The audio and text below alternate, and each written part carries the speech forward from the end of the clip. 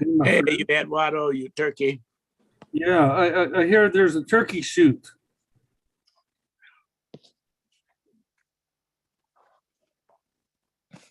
What you been doing? Keeping busy. You know, there's all kinds of things to do. I'm hearing rumors about you running for mayor. Don't believe any rumors.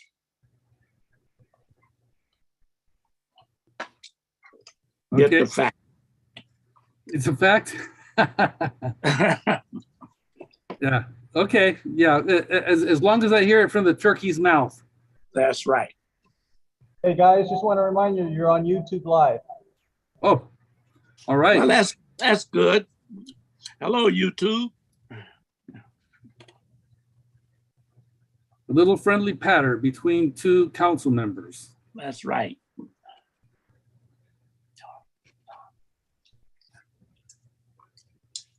You watched the Warriors game last night? I did. Wasn't that exciting? Great.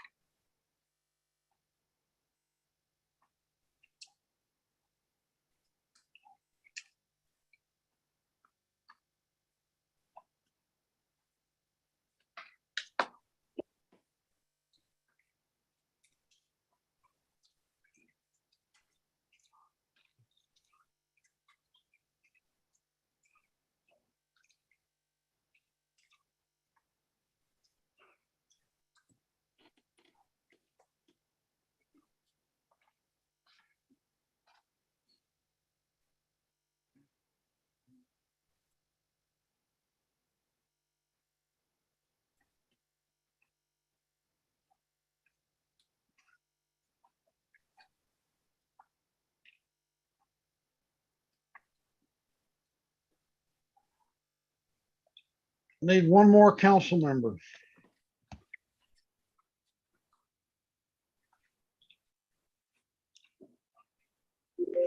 There she is.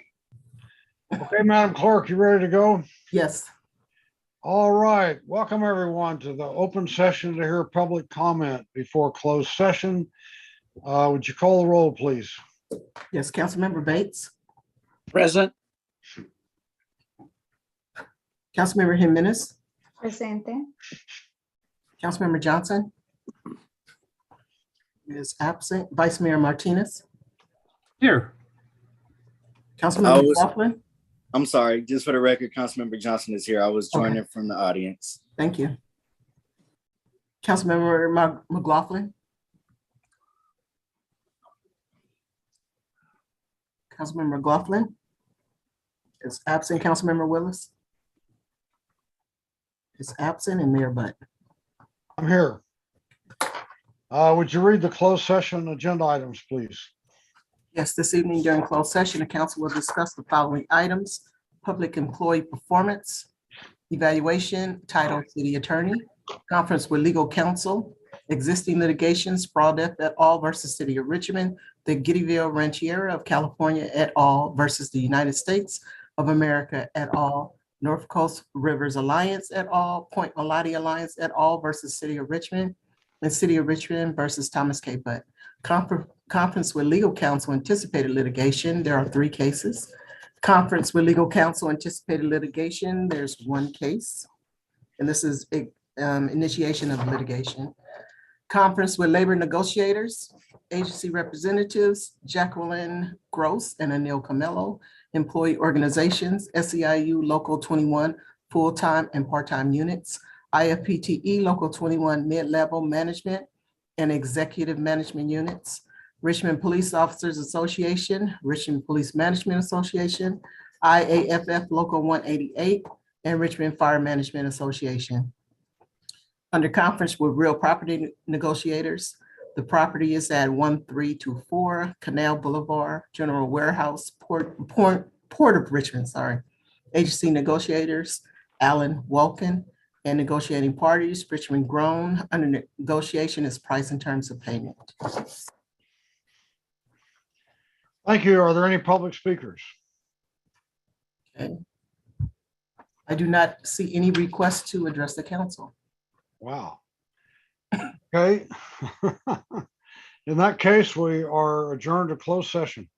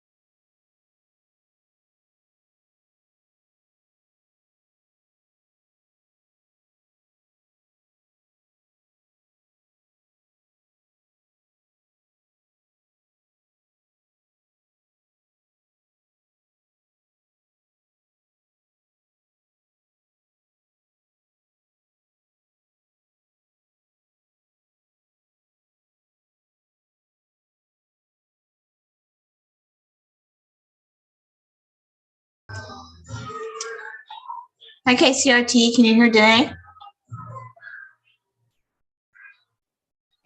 I can hear you. Okay, thank you. Try to put on your camera when you're on. Okay.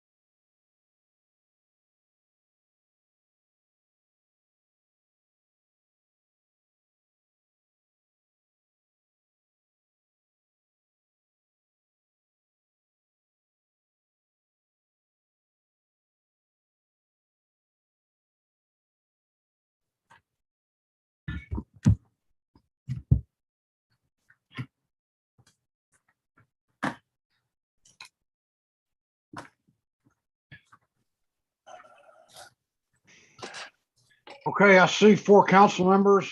City Clerk, are you ready to go? Yes. Okay, welcome everybody to the regular meeting of the Richmond City Council. Would you call the roll, please? Yes. Councilmember Bates, Here. Councilmember Jimenez, Presente. Councilmember Johnson, Here. Vice Mayor Martinez, Presente. Councilmember McLaughlin. Present. Councilmember- Okay, Present. thank you. Councilmember Willis has informed me that he will be absent for this open session. And Mayor Butt. Here. So would you now roll the public comment instructional video, please? Presente. Councilmember Johnson, Here. Due to Vice Mayor COVID-19, Martinez. this meeting will be Presente. conducted via Councilmember Zoom McLaughlin. pursuant to the provisions of the Governor's Urgency Measure Assembly Bill Present. 361, Present. which suspends Present. certain requirements of the Brown Councilmember Act. Willis has informed me that he The will mayor be will call absent upon council for this open members, session. staff, and other guest speakers And by Mayor name. Butt. I'm Please sorry, speak am I the clearly only and one state your hearing a name before recap of giving the comments roll or call? remarks. would You may now need to roll restart the the video. I'm public hearing comment that as well. And guest video, speakers please. participating via Zoom Presente. with their cameras Councilmember enabled Johnson, are reminded that Here. their activities Vice are Mayor visible to Martinez. viewers. KCRT, is there something you can do Community about members McLaughlin? participating via Zoom wishing to Can we start over again? We're getting Present. double, or dial Present. star nine double audio. is We're getting participating double via audio. phone. Councilmember Willis And the has mayor informed or me that city he clerk will will be call Stop the upon video, at the please. appropriate Stop time. Stop the video. Other community And members Mayor will have Butt. up to 2 minutes I'm to sorry, speak, am I the only one 3 hearing a minutes for recap of public the comments. roll call? After You the may need to speaker's restart time the video. expires, hearing staff that will as lower well. their hand and mute their mic. Via Zoom. Presente. Am I in a time Community warp? members participating via Am I in a time phone warp? will be called upon to speak Am I in a by time the warp? last 4 Is there digits of the something phone you can number. Stop everything. Public input and participation are of the utmost importance to the City of Richmond City Council. Therefore, it is important for public speakers to be ready to address the council when called upon. Hold on one second. I will have up to 2 minutes. So, you want to start over again? Yes. Should I start taking roll again? Well, I think we did the roll. Okay. We did the roll. We got through that. And then we started the instructional video and Okay. we were getting overlaid It audio. was like a recurring loop. Right. Yeah. Can you take row backwards so we can do it right again? So why don't you try the instructional video again and see if that's going to work? Okay. KCRT, please.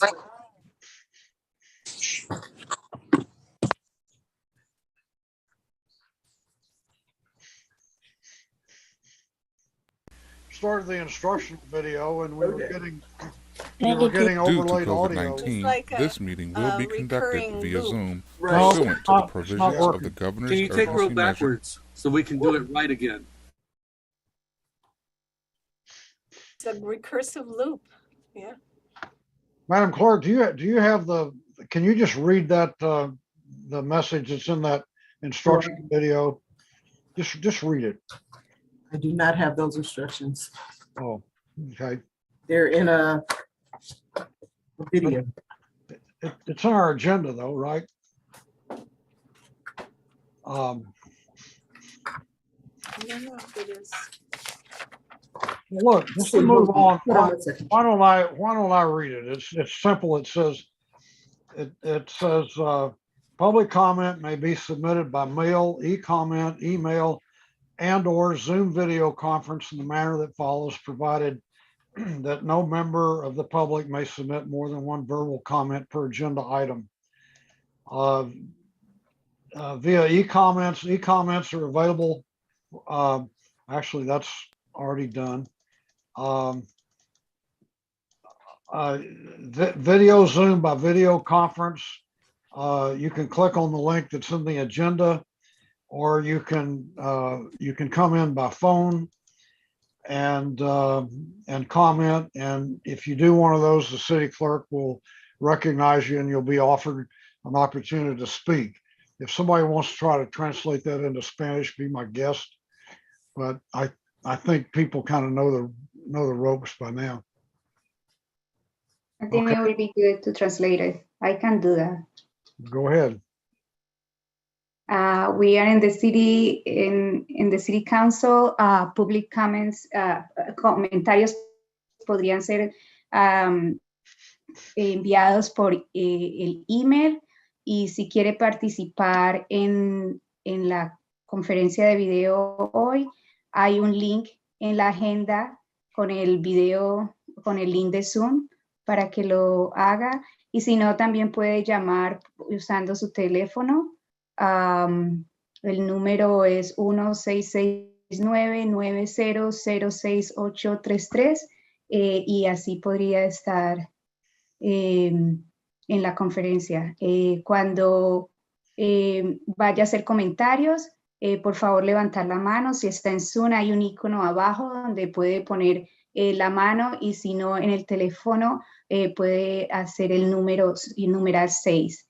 Y los comentarios son cuando usted puede hacer comentarios públicos generales en el foro abierto, o en un ítem específico, que cuando llame la clerk podría hacer los comentarios. Gracias. Okay, thank you. The next item is statement of conflict of interest. Does anyone have a conflict of interest they want to declare at this time? I don't see any. Next item is agenda review. And there are two items I want to take off the consent calendar for hearing, and that's 01B and 0.4.A. Are there any other agenda changes? Go ahead, Yes. Pam. It was requested by staff to continue item 0.4A, the one you just requested to remove from consent. Oh, yeah, what about it? Staff wants to continue that until May 17th.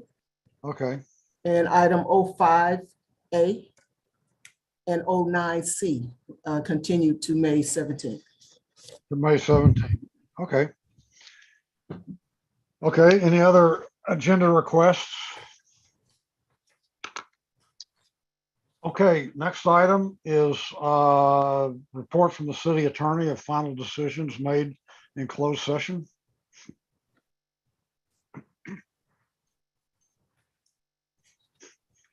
Is the city attorney with us? We'll find him later. We'll come back to him. So next item is report from the city manager. Good evening, Mayor Butt and members of the Richmond City Council and community members. This evening, I have two items I'd like to make you aware of. Starting first with the Sound the Alarm program. Home fires claim 7 lives every day in the US. The Richmond Fire Department and the Red Cross are leading a Sound the Alarm free smoke alarm installation and home fire safety event on Saturday, May 7th. As part of a National Red Cross initiative in May to install free smoke alarms in the city of Richmond. The smoke alarms will be installed in homes in the Pullman and Park Plaza neighborhoods. In addition to installing free smoke alarms, firefighters and volunteers will also provide home fire safety information and help residents know how to prevent and respond to home fires. Residents who need smoke alarms can call 510-307-8038. Again, 510-307-8038.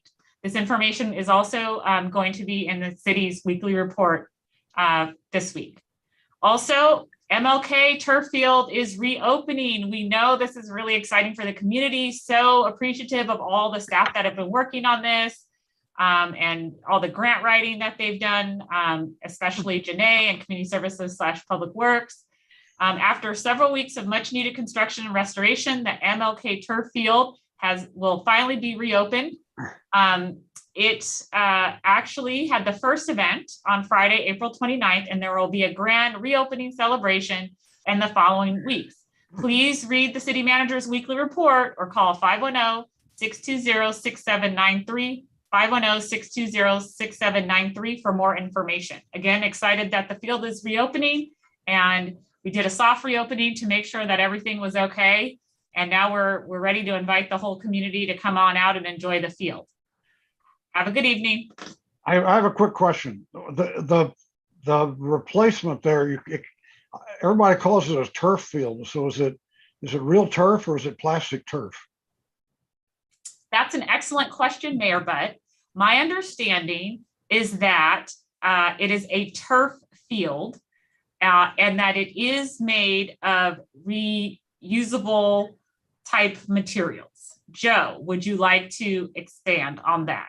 I don't believe there is grass there. Okay. If that's what you're asking. No grass. We call it synthetic turf. Yes. Okay. All right. Okay. Thank you, City Manager. And the next is abatement report from the Public Works Director. Apologies, I turned off my camera too quickly. KCRT, if you wouldn't mind pulling up the presentation. Good evening, Mayor, council members, public. Joe Leach, Director of Public Works, and it is in fact our monthly abatement and cleanup report. Next slide. Been very, very busy with a number of cleanup days among neighborhood councils, namely May Valley, El Sobrante Hills, Greenbrier, Coronado, Shields Reed, North Richmond. And between those neighborhood councils picked up almost 100 tons, 99.3 tons. That included 41 loads over the course of 3 days. Next slide, please. And a few more pictures of how active both the community and staff and some of our partner agencies and entities, which we will show at the end of the presentation. Next slide, please. And we also did some neighborhood dumpster assistance where we assisted 112 persons, collected nearly a little over 28 tons and equated to 30 loads of debris. Next slide. And then again, quite the effort in illegal dumping over the course of the month of April. Nearly 186 tons, excuse me, equating to 137 loads removed citywide. As you can see, mattresses, boxes, vehicle, all sorts of debris that we regularly and routinely collect. Next slide, please. Also, private property abatement that equated to nearly 18 tons. Next slide. And then encampment abatement, which equated to 5 encampments, totaling nearly 22 tons or 13 loads. Next slide. And for the grand total over the month of April, nearly 225 tons over those various activities. Next slide. Also been engaged in graffiti removal, nearly 300 tags removed, over 132 locations. Next slide. And some of our partners that we assisted us over the course of the last month between iHeart Richmond, California Highway Patrol, Sims Metal, Caltrans, and Republic Services. And with that, I will field any questions you might have. Any questions from council members? Yeah, Go ahead. Go ahead, Councilmember Bates. Thank you, Mr. Leach. I know you've been very busy, and it's nice to see finally some strong cooperation from Caltrans. And but no matter how hard we seem to work, things seem to pop up as soon as you clean it up. There again on the underpass there on 23rd Street coming into the city, individuals have cut that fence, homeless, and they have penetrated again. We cleaned it up at one time, but now they're back again. My question to you is, city employees drive around this city all the time. Are you getting any kind of support in terms of Mr. Public Works, there's such and such a debris here, there's such and such a debris? Are you basically dependent upon the citizenry and the community to give you locations that need to be corrected? Councilmember Bates, I think it's a great question. I think it's a combination of both. I think those who are engaged in their primary duties in the abatement division, they have what we call hotspots that they go to on a regular basis. And then we have the daily, weekly reports that we get from council members, from citizens, city staff, a variety of sources, businesses. And then we respond pretty expeditiously towards those as well. Okay, the last question is, I thought that was money placed in the imaging committee to hire young people, maybe from the Boys Club and the YMCA or the Salesian Boys and Girls Club, to lend assistance. Did that ever materialize, or was that just a lot of hearsay? Well, I think I'll let City Manager Curl speak to some of that. I know that I've had at least 2 conversations with employment and training in Richmond Youth Works about they've received, I don't recall if it's a budget appropriation or grant funding to be able to utilize their resources and the youth that they have at their disposal to partner with Public Works and some cleanup days and beautification around the city. Councilmember Bates, thank you for your inquiry. We will follow up with an email from LaShonda and our new Employment and Training Deputy Director, Tamara Walker. My understanding is that coordination is underway to support city departments, but we can get you a more comprehensive response. Well, it's on the agenda coming up where the Public Works is going to give a more comprehensive. And there are several other questions that will be asked, I'm certain. So I'll wait for that opportunity. Thank you, sir. Councilmember McLaughlin.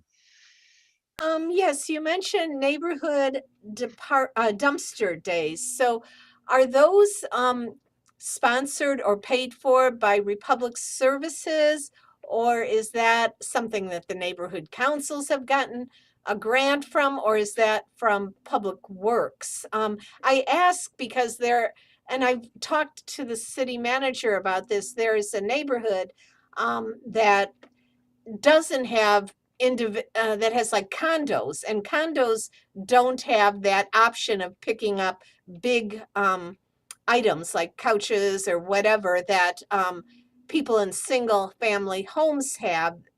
Once a year or twice a year, Republic will pick up big items from single family homes. And this person was saying, hey, we're in a condo and we have these big items too.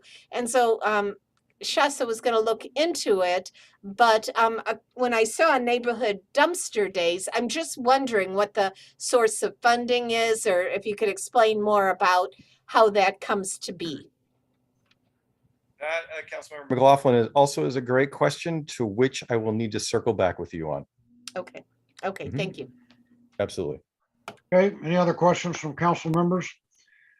Okay, we'll move back to the city attorney for his report on final decisions made during closed session. Yes, Mr. Mayor, I apologize.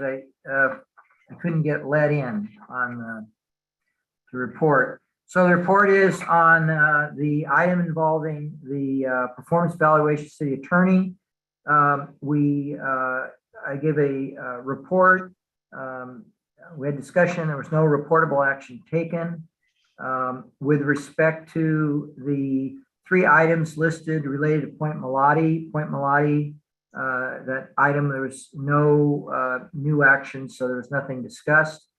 With respect to the last item listed under C2, which is Richmond versus Thomas Butt, gave a very brief presentation that matters on for public discussion tonight. There was no action taken in closed session. With regards to item C3, which is 3 cases, that's also the Point Melati discussion where no action was taken. C4 was 1 case listed. It was not discussed. C5, which is the labor negotiations. We gave a report on the status of the labor negotiations And there was actually, the report was not concluded, and there was no direction given. And then the real property negotiations, this is the lease at 1324 Canal Boulevard, the general warehouse. We gave a status report on that lease negotiation, and direction was given to the negotiators for further negotiations. So that concludes the closed session report. Okay, thank you. So I believe that takes us to open forum for public comment. Under open forum, this is an opportunity for the public to address the council on items that are not on the agenda or items that remain on the consent calendar. You may also use this time to comment on reports from the city manager and also the public works director. And we ask that you keep your comments respectful during this time. Thank you. Okay, I have 4 speakers so far: Deborah Bayer, Suzanne Nielsen, Sally Tobin, and Naomi Williams. Deborah Bayer, you'll have 2 minutes to speak. You can go ahead and start. Thank you very much. Before I start, I want to make sure this is the right time. Was the draft map of Point Melati taken off the consent calendar, or is it still on? It was not taken off, so you can speak to it. Thank you. My name is Debbie Bayer. I've spoken on Point Melati before, but I just want to say I looked at the draft map and I was really surprised at how badly it made me feel. I was shocked to really see it there and to be able to piece together in my imagination how those hillsides would be changed, how they would be dug up, and what would be on the hillsides of Point Melati and the property, which I keep seeing as a beautiful park, turned into a private condominium place for really, really rich people who don't live in Richmond. And I want to say that we celebrated Earth Day at Point Melati. We had a party there, which I don't know how many people were there, probably about 80 people came, and there were children, and there were all kinds of people there. And we had such a good time. We went on nature walks. People, kids were painting. Archaeologists from universities, from several universities near here, were on the beach looking for evidence from the Chinese shrimp camp. And it was wonderful. It was really a moment.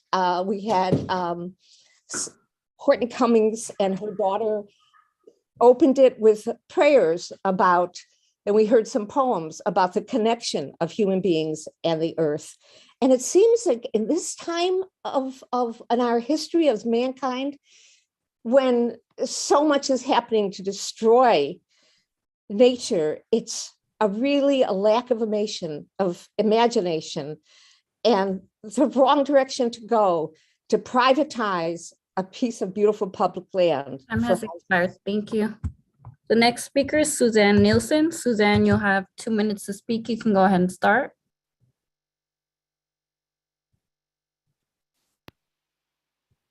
Suzanne Nielsen? Hello? You could please unmute yourself. Okay, I'll come back to Suzanne. The next speaker is Sally Tobin. Sally, you'll have 2 minutes to speak. You can go ahead and start. Yes, I'm also going to speak about measure 0.9.g, which has to do with Point Melati maps. One is natural open space. The documents under consideration are using the term open space instead of natural open space, which is used in the DDA and the DA to designate 70% of the land at Point Melati. This is a downgrade and is very concerning because open space can be bulldozed. The vesting tentative map for the overall grading plan shows that the areas to be bulldozed have been increased substantially, so natural open space has been reduced below 70%. 2, posting information for the public. On the city's official website, I could only find references to selling 82 acres to the developer. This 82 acres would be developed or sold, with the rest remaining public. Now it appears that the entire tract of land is being sold. How is the public to follow the twists and turns of a complex project?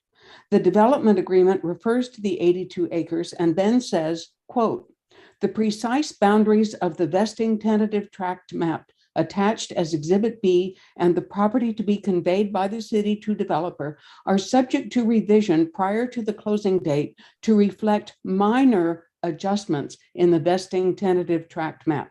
But this is surely major. And number 3, approving a draft map seems like a blank check.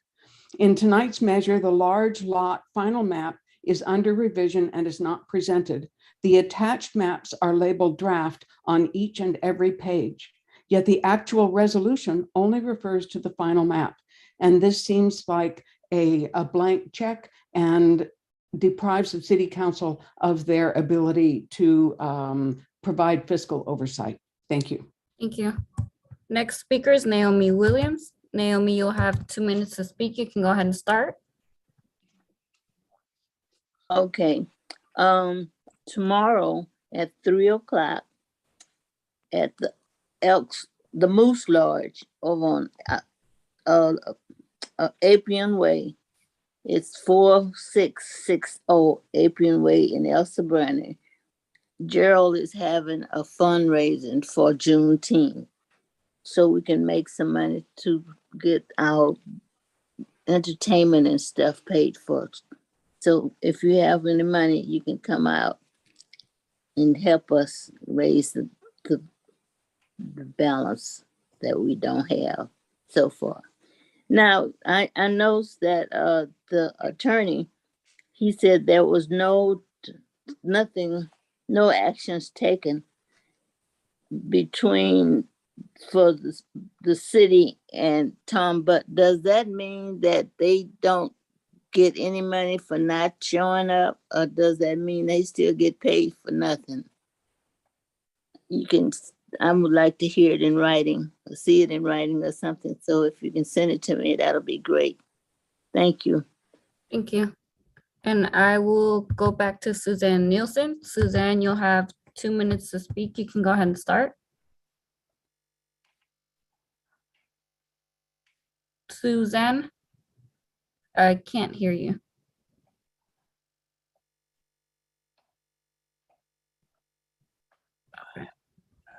I will maybe try to come back after Councilmember Bates and Councilmember Jimenez. Councilmember Bates, you'll have 2 minutes to speak. You can go ahead and start. I'll yield to Councilmember Mendez. Okay. Claudia. Okay, Councilmember Jimenez, you'll have 2 minutes to speak. You can go ahead and start. Thank you. I just want to take a moment to address something that I know is on many people's minds, which is the news that the Supreme Court will likely overturn Roe versus Wade in the coming month. This is a tragic and an unacceptable decision, and many of us are shocked and outraged at the implications. Our country has the highest maternal mortality rate among so-called developed countries, and Black women are 3 times as likely to die in childbirth as white women. It is devastating to realize we will only see these rates skyrocket as people lose their right to healthcare in this way. This is not just a tragedy for women's health and the right to choose, but for gay rights, which are now placed in an extremely precarious position. In this moment, it's unclear what we can do as a municipal government, but I urge Richmond residents to contact our state senators and voice support for abortion care to be made federal law, and to seek out abortion funds to donate to if you are able. My thoughts are with all impacted women in all communities at this time who might be understandably scared and devastated. Thank you. Thank you. Next speaker is Councilmember Bates. You'll have 2 minutes to speak. You can go ahead and start. Thank you, Mr. Mayor and council members. I want to highlight a very special occasion, and that is the centennial birthday of a lovely lady, Mrs. Savannah Van Dyke Bellow, who some of you may recall that was very active in the 60s and the 70s and the 80s, working for a group called Richmond Progressive.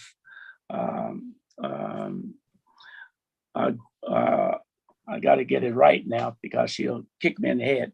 Community, Pledge for Community Progress.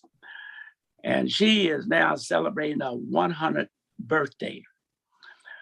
Some of you should know that there's less than 1% or thereabouts of US citizens that attain and reach that centennial birthday of 100 years. So we want to shout out and wish Mrs. Savannah Van Dyke Bellow continued love, happiness, and most important, good health as she celebrates her centennial birthday on May the 5th, which is Thursday. So good luck to you, my good friend. God bless you. Thank you. Thank you. And I will try Suzanne Nielsen again, and then I have another hand raised by Lisa Johnson. Suzanne Nielsen, you have 2 minutes to speak. You can go ahead and start. Suzanne Nielsen? Okay. It's not working. So I'm gonna go ahead and move on to Lisa Johnson. Lisa Johnson, you'll have 2 minutes to speak. You can go ahead and start. Good evening, Mayor and council members. As a woman, I'm horrified by the leaked document, and if there's any truth to it, what it would mean to the reproductive rights of all women and our voices. I commend Councilmember Jimenez for talking about it. But what I don't understand is how anybody can say that what happened with our district map isn't an atrocity to the rights afforded to the Black community under the Voting Rights Act. They're equivalent, in my opinion. And it was vastly ignored by a majority of this council in supporting MAP 201 and disenfranchising the entire Black community. In this city for 14 years until the next district map is adopted. So you cannot hide under that and then tout that you're for women's rights. You just can't. Thank you. Thank you. And next speaker is Jesse Tehran. Jesse, you'll have 2 minutes to speak. You can go ahead and start. Hi, I arrived to the meeting late, so I apologize if I'm speaking at the wrong time. I'm a resident of Ryden Road here in Richmond, California. I live in a transit bus, and I am concerned about the fact that our tenure here on this street will be coming to an end in June. But the city council has still not identified any place for us to go. We still don't have a location where we're going, where we're going to be allowed to be after June. And this is something that is really concerning to me. It makes everyone here on the street unstable. There's no plan in place. The scattered space paradigm plan, that's been in place for over 10 years and there's still not even one single location identified. Clearly that isn't working and it's not going to work. It's poorly thought out, in my opinion. And I just feel we're being marginalized, and the city council is getting grants. They're getting grant money from the federal and state government, supposedly to be used for our benefit, but they still have no plan to use that money for our benefit. And I want to know what's going on, and I would like to see this issue given more attention and focus before the 11th hour. because we don't want to be the bad guys. We don't want to be a problem. We're trying to work with the city, but we need to know what the plan is. Thank you. Thank you. And there are no more public speakers. Okay, that takes us to the consent calendar. And item O-1-B has been removed to the end of the agenda. And items O.4.A, O.5.A, and O.9.C have all been continued to May 17th. Did I get that right, Madam Clerk? Yes, you did. Okay, so at this time, I would entertain a motion on the consent calendar. So moved. I'll second it, but I want to ask the city attorney a quick question. He wasn't here before, so I couldn't. Go ahead. The quick question is in terms of on consent calendar O.1.A. I know I had a brief conversation with him about this already, but I just want to make sure it's up to 60,000 for this amendment with Downey Brand, and up to 60,000 with the amendment for Downey Brand with the for the upstream Giddyville. So it's for both. I think it's for both, if I'm correct. The Winehaven LLC and also the Giddyville work, and it's up to 60,000 in each case. Is that correct? You're saying O1. A, the Downey Brand. The Point Melati, yeah. It's the 120 is split into 60 on the joint matter, the litigation with Giddyville. The other 60 is on the SunCal. Okay, and so that's up to in case we don't utilize it all. Is that correct? Yeah, right. If that's right. If they didn't, it's up to. So it's hourly up to that limit. Okay, so I seconded. Okay, so a motion by Johnson, second by McLaughlin. Call roll, please, Madam Clerk. Councilmember Bates, Yes. Councilmember Jimenez, Yes. Councilmember Johnson, Yes. Vice Mayor Martinez, Yes. Councilmember McLaughlin, Yes. Councilmember Willis is absent, and Mayor Butt. Yes. The motion passes with Councilmember Willis absent. So the next item is item P1. Would you read that, please?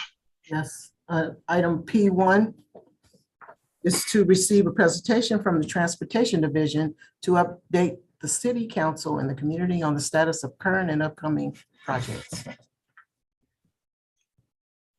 Okay, this is your item, Councilmember Johnson. Do you want to say anything about it, or you want to? Yeah, before I pass it over to the Transportation Division, Danae Evans, one of the primary reasons why we wanted to put this presentation on tonight is because the Transportation Division is doing some amazing things in terms of alternative transportations, first mile, last mile, and just really bringing new ways of transportation to the city of Richmond that can help reduce the number of cars on the road, provide transportation to young folks, older folks. And so I'll just pass it over to Danae so she can give more details on some of the fabulous programs and initiatives that have been kicked off so far and things that are coming down the pike. Thank you, Councilmember Johnson. And thank you for initiating this report, because I don't know if we would have come anytime sooner. Good evening, Mayor Butt and other council members. It's my pleasure this evening to give you an update. And in preparation for this presentation, I realized that over the years, we have done a number of presentations that have basically served as stair steps to where we are today. And so what I'm going to do for the benefit of the council members that weren't a part of some of the decisions made in the past is just try to touch upon those presentations and then get to what we are doing today.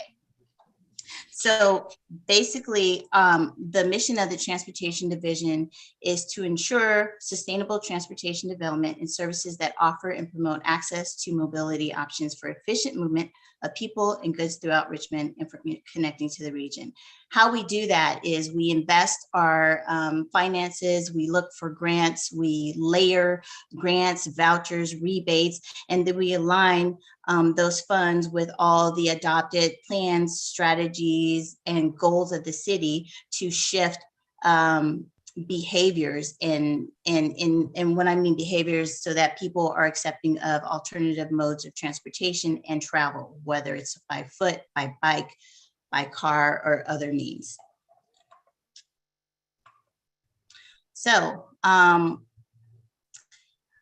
few years ago, when I initially joined Transportation Division, and by the way, I don't know if I said my title, I'm the Transportation Services Project Manager.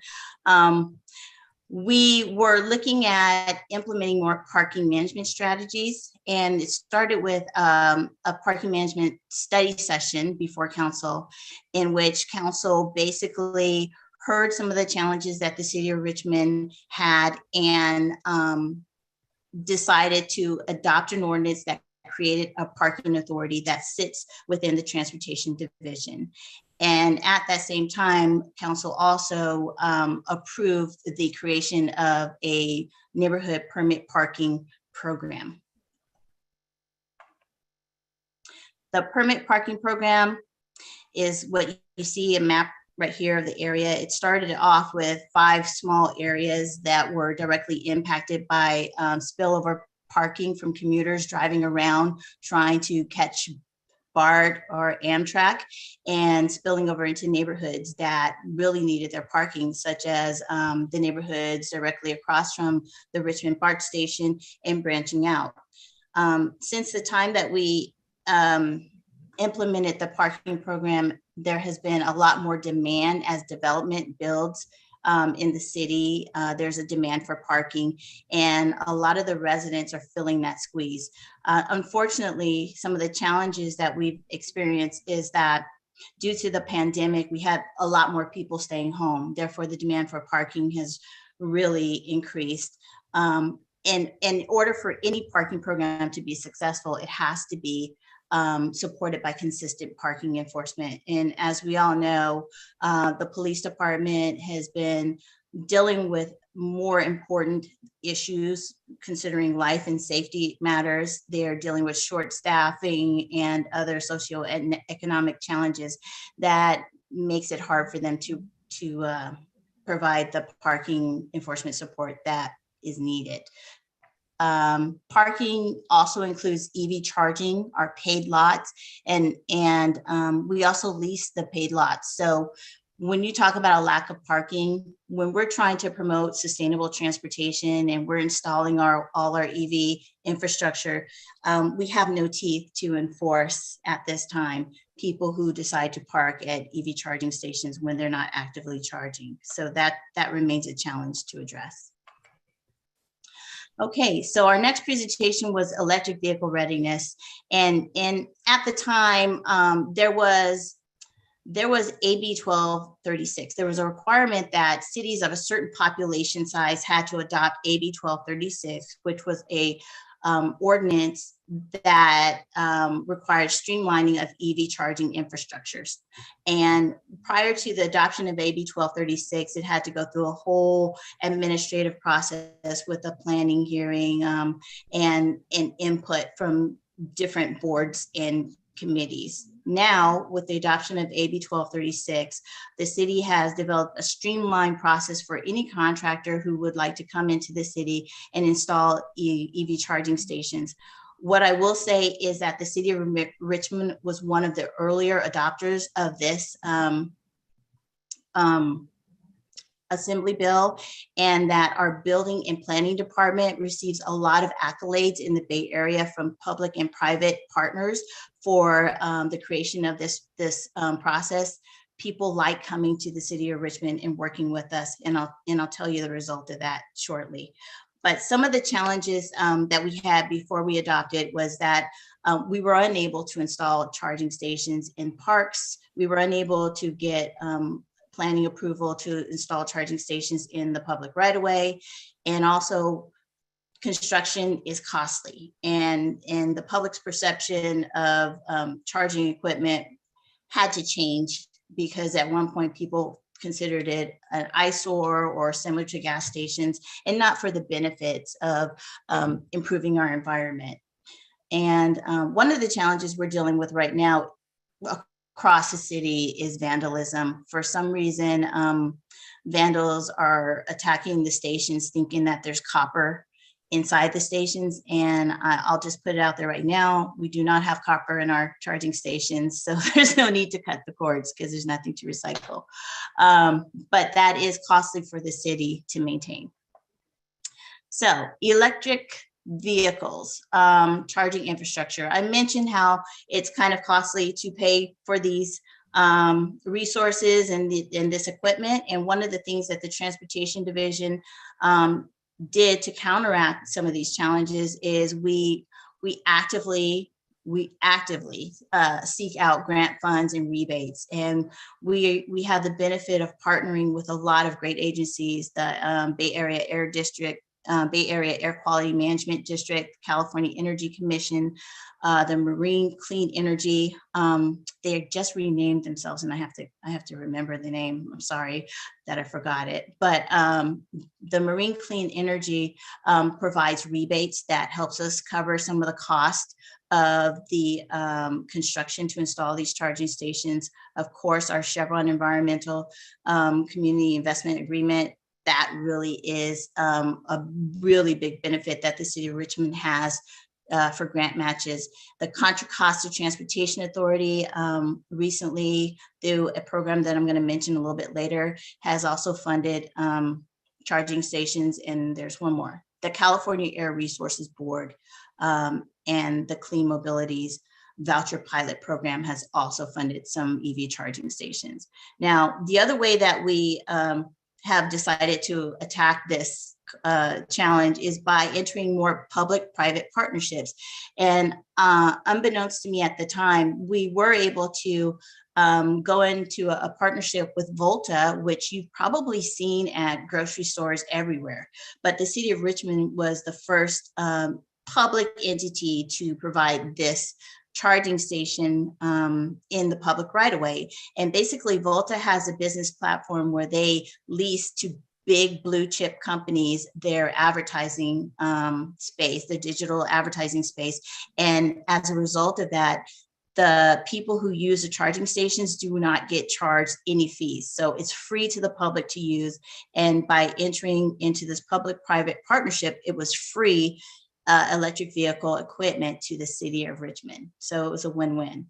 EVgo is our second partner. EVgo, they are partially funded by a number of agencies, the CPUC and the California Energy Commission. But what they were doing is they were paying for all the infrastructure, all the equipment, and the maintenance of DC fast chargers. And for that reason, the city of Richmond is one of the few in the city that have 8 fast chargers of this caliber in the public right of way. We have 2 equal access charging hubs. One, as you see in the picture right now, is at Civic Center, and the other one is at 41st and McDonald. And then I will tell you the importance of why we need these charging stations. And then an honorable mention will be Tesla. And while we aren't technically in a partnership with Tesla, Tesla was one of the first private companies to come to the city of Richmond as a result of our adoption of AB 1236. And they have so far installed about 30 DC fast chargers in the city of Richmond. And I was able to negotiate 2 free level 2 charging stations, which are located at the Harbor Gate Mall location, and that's free for anyone to use. And then I just have a picture of our solar mobile charging arc, which is currently at the Marina Park at Melville Square parking lot, which, by the way, is the most highly used charging station in the city. It's 100% resilient. It doesn't cost the city anything because it's not grid connected, other than just basic network and maintenance costs. Okay, so Transportation Division also is responsible for managing the Our Transit program, which is focused on future plan development services and our transit update, which was also provided, I think, 2 years ago. Basically, our transit has a partnership with Lyft to provide service 24/7. So although we only have 2 our transit drivers that are basically addressing mobility issues for customers in wheelchair and in wheelchair needs, we offer Lyft to provide service 24/7 to anywhere that is in our service area, which is not just the city of Richmond, but other parts of West Contra Costa County. We provide travel training and we service over 1,500 registered clients throughout West County. Most recently, we reduced the ridership costs and we have free rides that are available to clients with household earnings less than $50,000 annually. So if you have any questions about our transit, you can contact Lori Reese Brown, who is the project manager over our transit. Our next presentation was in last year, actually, bike share presentation, and that was when we were preparing to do our bike launch of our e-bike share. Basically, we received a little over $1 million from the Metropolitan Transportation Commission, their capital bike share program. And what it allowed us to do is to develop a program and to hire a contractor, which is Gotcha Bikes. They're now acquired by Bolt Mobility, so they're still operating as Gotcha in our city. But my understanding is that the city of Richmond was the first California city to use the Gotcha Bike Share business program. And I know as a panelist, when we were doing our RFP, one of the reasons why we went with Gotcha is because they were willing to work with the city of Richmond and some of the challenges that we had. They were willing to invest in our city by having a local warehouse. They were also willing to employ in our city. And so I'm very proud to say that they have really committed to all those things that they said they would do. And we do have local employment, and I can give you more information about that if you're interested. But ultimately, we are supposed to have 250 bikes at 25 city sites. However, with everyone else, we've been impacted by supply chain issues related to the pandemic. We've also been receiving some local resistance to some bike hub locations that are resulting in vandalism. And we also have theft by individuals as soon as we place certain hubs in place. And it's very concerning because a lot of the hubs that we would like to put in parks, those are the first that are hit the hardest. And so this is one of the challenges that we're trying to work on. Having bike share in the city of Richmond is really important because as the first stakeholder in the Bay Area, other agencies have followed suit. And in particular, the Transportation Authority of Marin County and Sonoma County, they're currently working on a contract similar to what we have with Gotcha. And that's of significance because Richmond is connected by a bridge, the Richmond-San Rafael Bridge, to Marin County. And this will give not only our residents in our community more access to other parts of the Bay Area, but also other members in East Bay are considering expanding their bike share services as well with Gotcha. So now let's get to the electrification of transportation. We recently have had our Drive Electric Earth Day event and our Richmond Move shuttle launch. And as you can see, Mayor Butt is front and center. Thank you, Mayor Butt, for being there. He had some kind words to say. And I do want to say that everything that we do today as it pertains to transportation and electrification, we could not have done that without the leadership and the support of the council. The council has always been willing to support us in all our grants, in all our efforts, and this is the result of that. The city of Richmond is able to launch our first electric on-demand EV shuttle, and it's funded primarily from the Clean Mobility's voucher pilot program and the California Climate Investment Program. So we received $1 million to operate 3 vans that will be operated Monday through Friday, 12 hours a day from 7 a.m. to 7 p.m. The average wait time, just to give you an idea of what we're going to be, what you can expect, is from 9 to 11 minutes. We ask people to download the app, which is available on Google and the App Store, or you can call the number to get registered for the program. But what you'll see in the photo right here is the drive event and a picture of Peter Christensen, who was a director at the California Air Resources Board, Audrey Moma, who is a director of the district for Senator Skinner's office, and of course, Mayor Butt, myself, and Garrett Brinker, who is the lead partnership manager of the West United States for VIA. That's a lot to say. Okay, so a little bit more about Richmond on Demand is right here. Here's a flyer. Basically, everyone rides for $2 except seniors over 60. You're completely free. And students between the ages of 13 and 18, you're free. And the reason why we're able to do this is because of the Clean Mobilities Voucher Program pays for pretty much the entire program for 3 years. If you want more information, there is information on the city's transportation website, as well as on the link on the screen. This whole presentation will be available under the transportation webpage after this presentation. I know I'm forgetting something, sorry. On demand, you can call. We do have some 9 service areas, the basic areas in the city that you can expect to go to.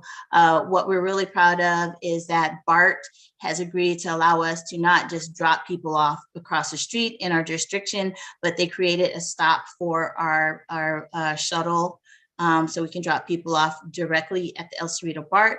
And there's some discussions right now to possibly expand this service in partnership with BART, the cities of El Cerrito, possibly Berkeley and San Pablo. So this is something that is a real benefit to the seniors, not just the community, so that they can age in place gracefully.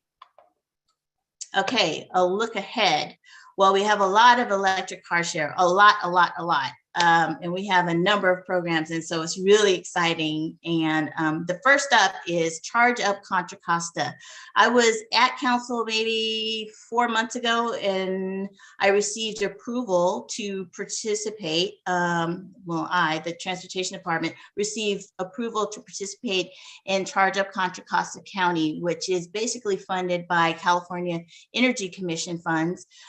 We received about $370,000 to do a number of things. One is to provide a car share program citywide. The second one is to fund a work development program through Richmond Builds, where they're training students to install EV charging stations. Thirdly, we receive money for EV charging stations that will be installed at the courtyard to support our fleet as we replace our internal combustible engines with electric vehicles and hybrid vehicles. And then there's one more thing. There's also electric bike rebates.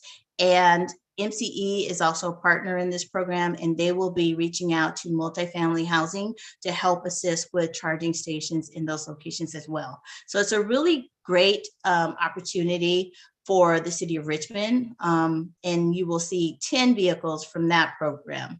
The next program is the Nystrom Village Car Share Mobility Hub, which is funded in part by the Metropolitan Transportation Commission, as well as the California Air Resources Board, and some support from the Bay Area Air Quality Management District.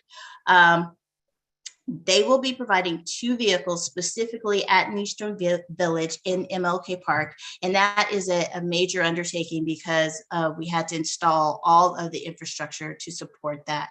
But that will be launching this summer. So we're really excited. Stay tuned for updates. We will be posting information in the city manager's weekly blog and doing some considerable outreach. And then lastly, Richmond Community Foundation also received the Clean Mobilities funding. The City of Richmond Transportation Department helped support their application for this to also receive funding for car share, because we knew that we would have to have more than just one program to provide the number of vehicles needed in the city of Richmond. So the Richmond Community Foundation will have 14 vehicles, and they will be launching this fall. And the city transportation division is working very closely with them. I want to talk a little bit more about MioCar. MioCar will be the operator of choice for Charge Up, Contra Costa, as well as the Richmond Community Foundation. But the Nystrom Village project is working with Envoy. MioCar, just very briefly, I heard about them in San Joaquin County, and they were a really great car share company. They had a unique business platform that was affordable, and we thought that that would be a good application for the city of Richmond. So what you will see is MioCar is already here in the city. We are doing some beta testing right now. We're testing how the car share program will work in the city. It's very easy to join. You just join the program. You either download the app or you call in, and some information will be provided shortly how to do that. You reserve the car, you unlock the car, then you drive it. When you're done driving it, you return it to the hub that you took it from. Currently, we have 3 locations that we're using. You might see 2 vehicles right now in front of Civic Center Plaza in front of City Hall. We have 2 more that will be delivered at 41st Street at the EVgo Equal Access Charging Hub, and then 1 more at Bayview Library. These will be the 5 initial beta testing vehicles. And what's great about these vehicles is we'll be using Chevy Bolts that have a 240-mile range. So as long as you're registered and you're signed up for the program, you could take this car anywhere up to 240 miles and back or beyond if you decide to charge on your way to LA, or for instance. But when you return the car, you have to just return it back to the hub that you picked it up from. So this is some information about the beta testing. If you have a smartphone, you could scan the QR code today. You could find out more information about beta testing. It's www.miocar.org/Richmond. And like I said, we're looking for a select number of people to test drive these vehicles for us. Next. Fleet electrification. We're working to provide support to our fleet services to transition from the gas vehicles to electric vehicles. Right now, we're working on behalf of Public Works to get some rebates for truck replacements that were vandalized recently. We're getting at least 11 trucks replaced. And we're also working on, there's a picture of the truck that you're going to see. We're also working on getting some light utility vehicles for the park district. That's the little white, that's the little black truck you see. It doesn't need to be as big as your normal trucks to get in and maintain some of the city's parks, but we're going to be using that as well. And on the left, you'll see an electric bus, which looks like a trolley. And yes, I'm working on that. There will be more information coming soon about that as well. You see a picture of scooters, and basically I'm showing you a picture because I keep fielding calls from scooter providers. And at some point I would need direction from council to let me know whether or not we want to at least research whether or not it's time for the city of Richmond to entertain scooters. We need more charging stations. I can't emphasize that enough. In order to meet the goals of the state, I'm not going to break down all the stats, but we are, as a state, we are trying to lead the nation in charging stations, and yet there's so far to go. City of Richmond is doing its part, and we're focusing on providing more public grid connected and solar powered charging stations with battery backup for emergency use. An example of that is the charging arc at the marina. If we had more of those, we can create microgrids. Those charging arcs are flood proof, and they're 100% resilient. We're also looking at multifamily installations, private residential curbside charging pilot is on deck. We already have the ordinance. Thank you, council, for that approval. We are light years ahead. It's just now it's time to get to work. And we're also increasing public outreach and education to encourage the multimodal clean transportation. For us, that's the bikes, that's scooters, that's cars, that's our shuttle, and anything else that comes along, autonomous vehicles, you name it, we're open. Thank you so much. And if you have any questions, I'm available to answer them.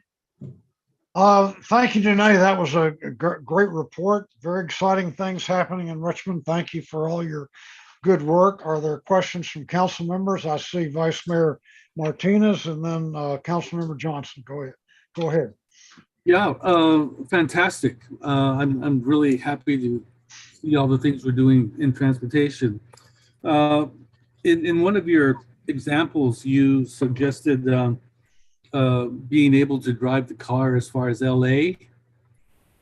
So I was figuring, you know, what timelines are there for the use of the car? So and I believe I have some partners on the phone from NeoCar, but basically you can rent the car by the hour or by the day. So if you decide to go to LA for a day or two, I guess you would rent the car for two days. There are charging hubs on the way there and back. And that's one of the benefits of downloading the app. As you're driving the vehicle, the app also provides information as to where the nearest charging hubs are. But I believe I have, if I didn't answer it correctly, I do have some representatives from NeoCar on the line as well. And are the rates structured via economic incomes? Yes, it is a low rate. It's I think it's $45. Don't quote me on this. I have too many numbers. Yeah. In my head right now. I'm sorry. I believe it's $4 an hour, $45 a day. But don't quote me on that. Is Gloria, are you on the line? Okay, so NeoCar's not on the line, but I can get that information for you. Okay, thank you. Councilmember Johnson. Yeah, that was a fantastic presentation. And, you know, one thing I can most definitely get excited about is the future of transportation. And I just want to, you know, I know you said that you were looking for some feedback about the scooters and the mopeds. I'm one of those individuals that's looking for the scooters and the mopeds as well. So most definitely would love to see that happen. But I did have a question around the NeoCar maintenance. I was just wondering if that's on us or if there's a partnership, like how the car is going to be maintained, because, you know, a bunch of different people driving the same cars, different types of wear and tear. Good question. So NeoCar is the operator. Mobility Development is the operator of the NeoCar operations, and they maintain the vehicles. They insure it, but also they train people. So as soon as you download the application, you become part of the program. There is an orientation how to use the vehicle, what the driver is responsible for. And of course, you have to have a driver's license. So they handle it. It's not the responsibility of the city. And one last thing, because I feel like I read this on the flyer for the Richmond Moves EV shuttle. And I just want to say this for the entire public, because I know I read it. First 10 trips are free until May 31st. That is correct. First 10 trips are free until May 31st. It's May 5th. I mean, May 3rd. May 3rd. Y'all hop on it. Any other questions from council members? Do we have public speakers? Yes, we do. Okay. We have one. I will take Naomi Williams. You'll have 2 minutes to speak. You can go ahead and start. I don't have 2 minutes. You had trucks and you had buses, you have scooters. You don't have any convertibles? Not yet. I'm looking for a convertible electric. And you said that if you're over 60, you don't have to pay. Does that mean you don't have to pay on any of these things if you're over 60? No, It's only for the Richmond shuttle program, over 60 rides for free. Oh, And I stand corrected, it's $35 a day to rent a vehicle. oh, okay. All right. That's good. All right. Thank you. Next speaker is Bouquet Fong Buffet. You'll have 2 minutes to speak. You can go ahead and start. You could please unmute yourself. Okay, I'll come back to that person. The next speaker is Ethan Fogg. Ethan, you'll have 2 minutes to speak. You can go ahead and start. All right, thank you for having me. So my name is Ethan Fogg. I'm working with Danae for Meal Car and Mobility Development for Richmond. And just to clarify, sorry, I was having some issues. So the cost will be $35 a day and $4 an hour. And with this cost, this includes vehicle insurance, as well as, vehicle insurance, roadside assistance, and vehicle maintenance. And just if there's any other questions, I'd be happy to answer them as well. So my apologies. Okay, thank you. Next speaker is Jesse Tehran. Jesse, you'll have 2 minutes to speak. You can go ahead and start. I was wondering with these vehicles, with the car share vehicles, will you have to have a debit or credit card in order to rent them, or will you be able to buy like a gift card or a prepaid card that you'll be able to use to pay for those rides? That's all. Thank you. And there are no more public speakers. Okay, thank you again for a very uplifting report. The next item is a public hearing, Q1. Would you read that, Madam Clerk? Yes. Item Q1 is to introduce an ordinance for first reading establishing certain fees for the proposed master fee schedule. Okay, the presenter on that is Delmy. Yes, it is me and Antonio should be logging soon. Sorry about that, I'm muted there. So I'm going to do a very quick presentation. Hopefully everybody can see my screen. Oops. And again, I'm Antonio Banuelos, Accounting Manager in the Finance Department. I'll be providing an update on the master fee schedule for the public hearing. And quick, we'll go over the updated fees, new fees, next steps. Okay, so for fire and code enforcement, the fees are being updated based on analysis done by a consultant. Staff and consultants look at each individual fee and transactions that we do for the public and see what staff member provide the service, how much time it takes them, and the corresponding overhead. From there, we get the new fees. In some cases, it means we should lower the fee, and in other cases, need to raise it. And with this update, we're also removing fees to better align with the services we're actually providing. For the recreation fees, the recreation facility and park rental fees for various sites have been updated to more clearly display the current discounts provided to the governmental entities and city departments. We get a discount of 50%, and nonprofit organizations get a discount of 25%. The majority of the recreation facility and park rental fees will remain the same, however. Recreation proposed updates to the master fee schedule include reductions to refundable deposits as well as minimal increases to a few specific sites. So with this update, we're also doing some new fees. Again, we work with consultants to process the fee analysis. Like with the fee updates, for the new fire fees, we look at who does what and how much time it takes to do certain tasks. From that, we get the approximate cost to provide the service in question. For recreation, there's also an addition of a handful of new fees designed to accommodate the increased request for demonstrations, marches, and film permits. The ordinance also includes all the proposed new fees for both recreation and the fire department. And with that, the next step, if the ordinance is approved, would be the second reading of this ordinance. And staff will continue working with departments and consultants to analyze current fees, and we'll be back hopefully in a few weeks with updates to the impact fees. And so the recommended action is to introduce the ordinance to first reading. And with that, I open up to any questions or comments. Other questions from city council members? I don't see any, so I will open the public hearing. Are there any public speakers, Madam Clerk? No, I do not see any hands raised to address the council. Wow, okay, well, in that case, I will close the public hearing and I will entertain a motion. I'll move it. Okay, motion by Johnson, second by Martinez. Call the roll, please. Councilmember Bates, Yes. Councilmember Jimenez, Yes. Councilmember Johnson, Yes. Vice Mayor Martinez, Yes.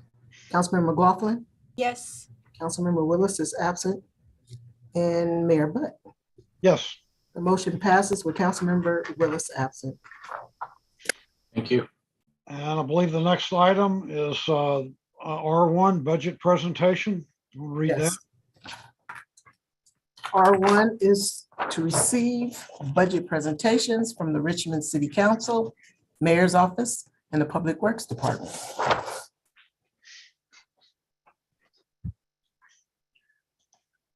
Okay, is there a staff report, or we jump right into presentations? Mayor, but feel free to jump right into presentations. After this item, we'll discuss the staff will provide an overview on fiscal year 22-23 in the next. Okay, all right, let's go.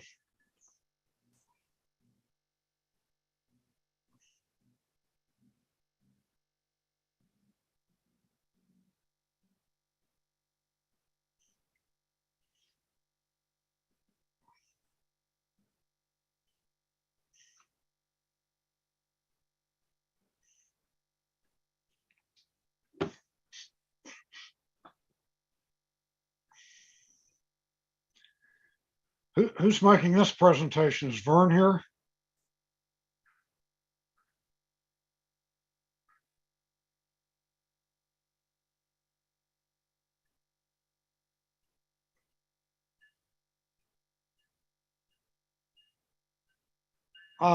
City manager, do you know if Vern was supposed to present this? Do you know if he's on the?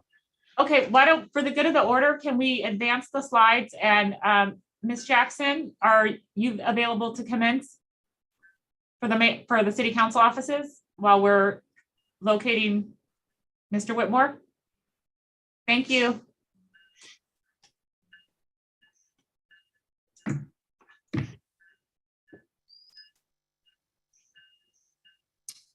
evening, I'm Trina Jackson, liaison to the Richmond City Council and project coordinator. Tonight, I'm going to present the budget for the City Council office. The City Council establishes comprehensive goals and objectives for the city. The City Council provides leadership in establishing policies and formulating priorities for the allocation of city resources. The City Council holds regularly scheduled meetings, hearings, and study sessions to receive community input while conducting municipal affairs in a public forum. The City Council members meet and confer with members of the public and local businesses to hear their concerns to inform their decisions. Next slide, please. What we did in 2021 to promote sustainable communities, the City Council continued to protect tenants from eviction during the COVID-19 pandemic, maintained city services and safety protocols, adopted over 214 resolutions, and adopted over 21 ordinances, worked to stabilize the administration by hiring a new city manager from within the organization who has history with the city of Richmond, approved the continuance of a telecommuting policy to assist with reducing the risk of COVID-19 infection among employees while maintaining services to the Richmond residents, approved successor collective bargaining agreements with Local 21 and Local 1021 to update salary schedules with adopted wage increases during the term of the bargaining agreements. What we plan to do in 22-23 to promote a safe and secure community by supporting efforts to strengthen staffing levels throughout the municipality, reduce crime through effective programming and policy implementation, support staff to design strategies to improve the city's credit rating and to increase chances for better loan and bond opportunities, explore and take action to improve staff morale, promote effective government, support the city manager and department heads in maximizing services and resources to the residents of Richmond, support the initiatives of the Government Alliance on Race and Equity, the Health and All Policies, and other equity and inclusion initiatives. Improve efforts to address homelessness and unstable housing. Next slide, please. Who we are. There are 6 council members and 1 project coordinator in the office of the city council.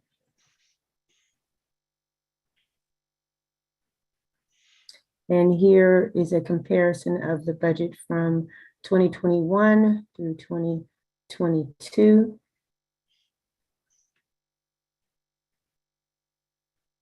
And that concludes the presentation. Okay, any questions on city council budget? Go ahead, Councilmember McLaughlin. Yes, thank you, Trina. Could you elaborate on what the professional and admin budget entails?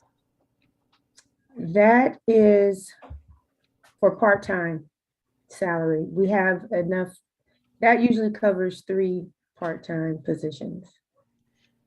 Okay, and in terms of the travel budget, which some of us sometimes use for community events instead of travel, could you tell where that is located?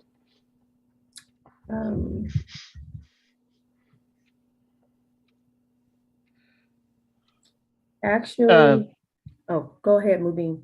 Hi, this is Mubin Carter, the budget administrator. Actually, I would like to explain the professional and admin services actually is where the travel and all those training and events budgets would be. The part-time temp budget is actually in the salaries and wages section. Okay. Okay, so how much is it for each council member that has been allocated for 22-23 in travel budget? It's $2,500 per council member. Okay, thank you for that clarity. You're welcome.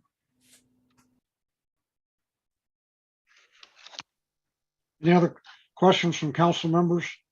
I think what we'll do, if there are public speakers, I think we'll wait till we get through all these and then bring in public speakers. So it turns out that my chief of staff is at a church function right now. So if you want to pull my slides back up, I'll run through them.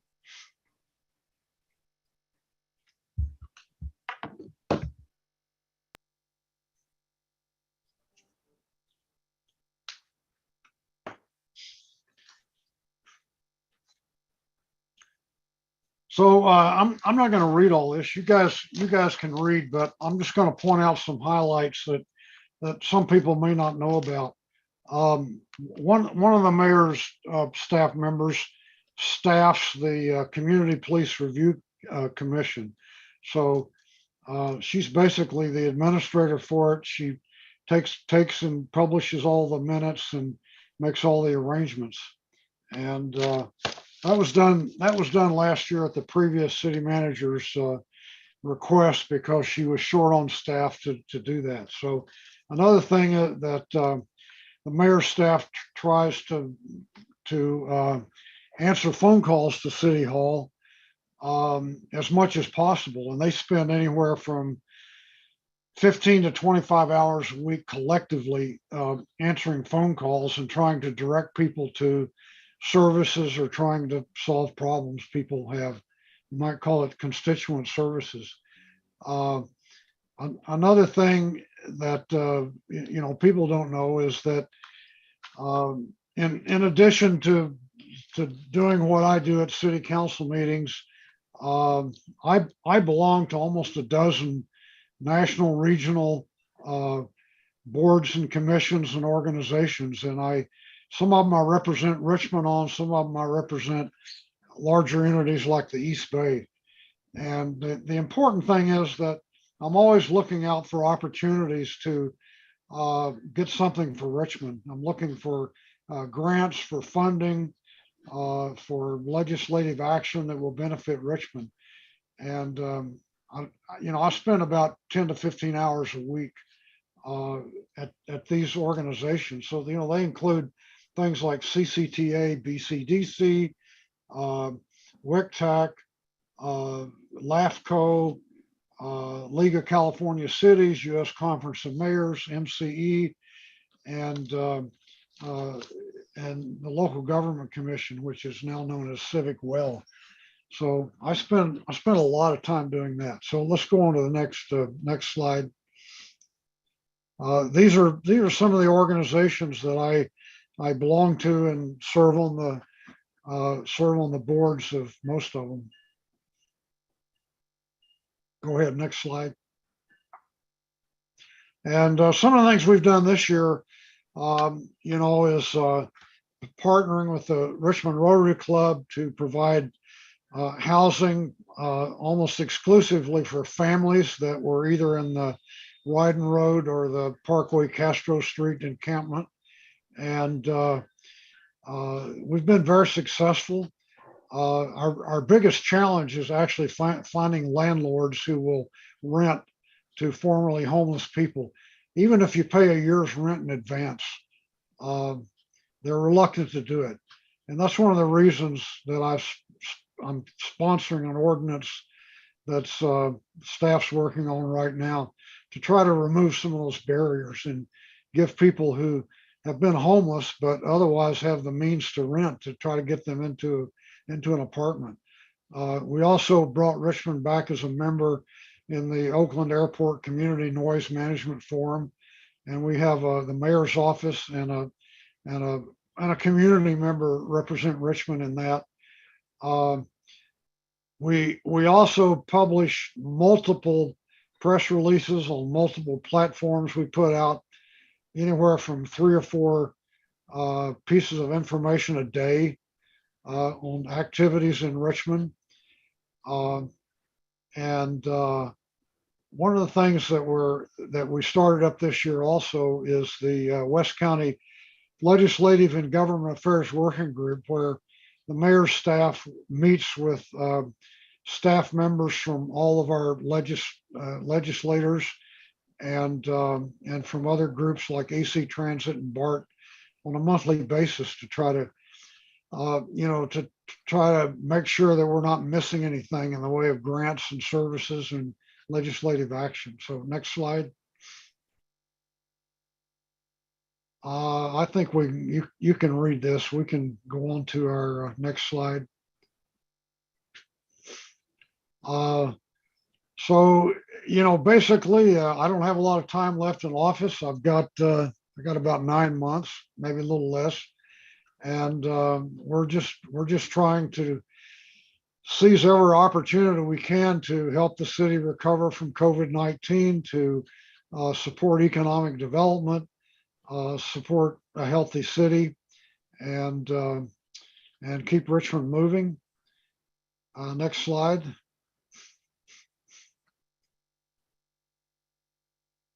You can go ahead and advance it. Go ahead and do another slide. And our staff is full-time equivalent of 3.9 people, including the mayor. Go ahead, next slide. And our budget's about like the city council budget. It looks like it's going up substantially, but it's all pretty much increases in benefits and salaries and wages that are automatic. And I think that concludes my presentation. If anybody has questions, we'd be happy to answer them. Any questions from council members? Okay, well, if there's any public comments, we'll take them at the end. So let's move to the next one.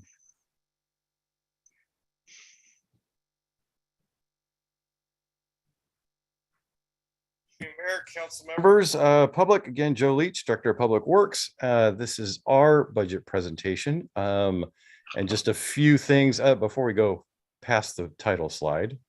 Just want to remind you that Public Works, in fact, is never a dull moment. Sometimes it may not appear pretty, the process that we're going through, but in the end, it usually is. And the other slide that I want to highlight is you never know when you'll find a surprise. Next slide, please.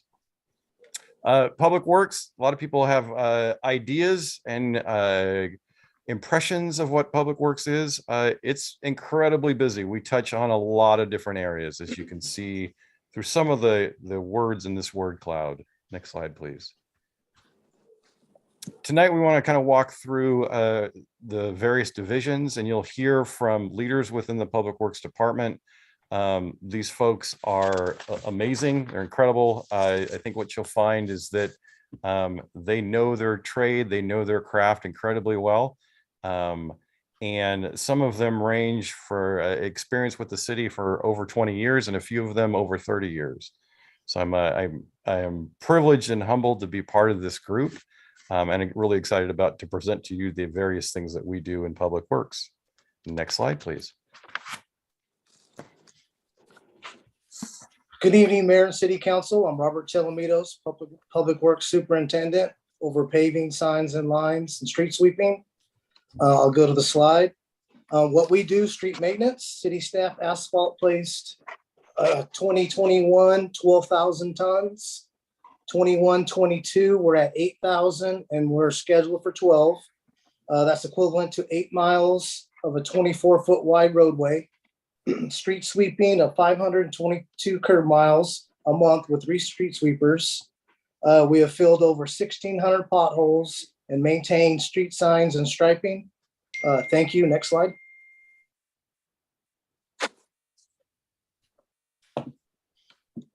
Mr. Mayor, council members, good evening. Jose Urquia, Building Services Superintendent. Our team right now consists of 28 full-time employees and currently 3 maintenance aides. We provide skilled trade services to approximately 50 vertical structures within the geographical footprint of the city. We have utility workers who provide custodial service and have been instrumental in the fight against COVID by sanitizing and disinfecting potentially contaminated environments. Any services that exceed our limitations are contracted out via established vendors. Some of the services that we provide are electrical, carpentry, painting, and HVAC services. Next slide, please. So a couple of pictures of some of the things that we do. On the bottom left, that's the Kennedy Swim Center. We recently drained and cleaned the pool after glass was introduced. While the pool was drained, we took advantage and took care of the compromised plaster, extending the pool life and overall longevity. The second picture there is in front of City Hall.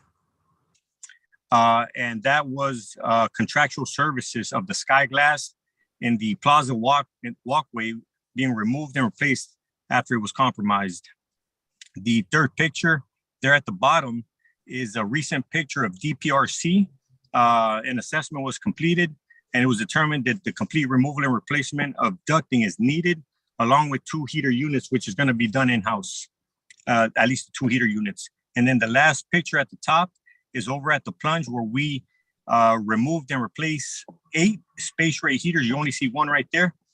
And with that, I pass it over back to Joe. Next slide, please. Outstanding. Thank you, KCRT. For the Engineering Capital Improvement Program, simply put, what we do is we find needs around the city, develop plans and studies, find funding, In the presentation by Danae, we talked about partnering with both transportation and community services to find grants and a variety of sources of funding.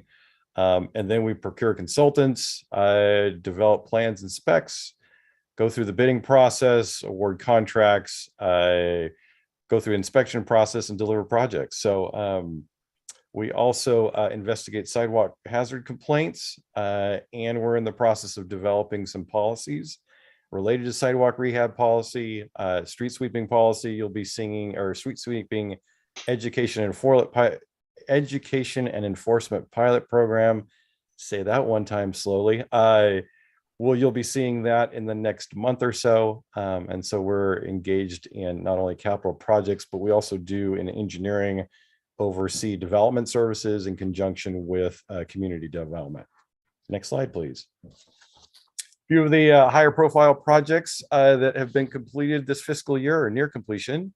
Richmond Wellness Trail. I think a lot of people have seen that. A Harbor Way South bike lane improvements, and then the Via Verde landslide repair on the lower left. Next slide, please. Good evening, Mayor and City Council members.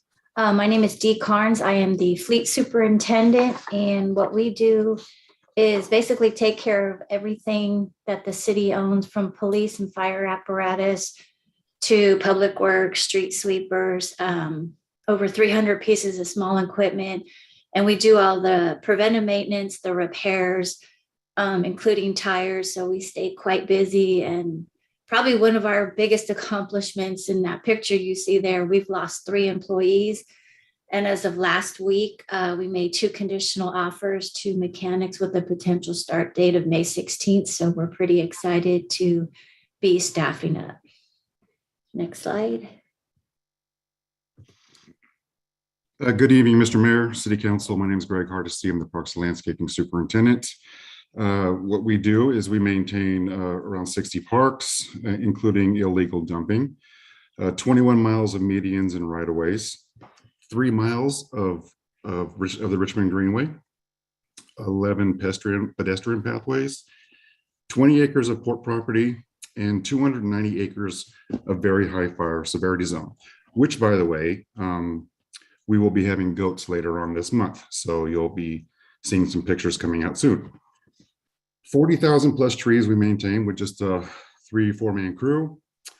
And on the bottom left, you'll see some guys pulling some weeds at Bay Vista Park at the Hilltop District. And then you'll see some crew. The next picture is crew cleaning up some vegetation debris after a recent windstorm that we just had. And then doing some more weed pulling over at Shimada Park. And then you'll see some right-of-way work over at the Marina Bay Parkway in the Marina District. Next slide. Good evening, Mayor and members of the City Council. My name is Angela Walton. I'm Project Manager in the Administrative Service Division of Public Works. In the Administrative Service Division of Public Works, we maintain all of the contracts which include construction agreements, standard contract agreements, on-call contracts, sole source, and any agreements that we have with our contractors and our vendors. The abatement, the encroachment section of our Engineering and Capital Improvement Division issued nearly 1,500 encroachment permits this year. Out of those permits, 550 permits were for sewer replacements, facility placements, and concrete. The other 950 permits were for compliance for utility companies such as AT&T, PG&E, and East Bay Mud. Next slide, please.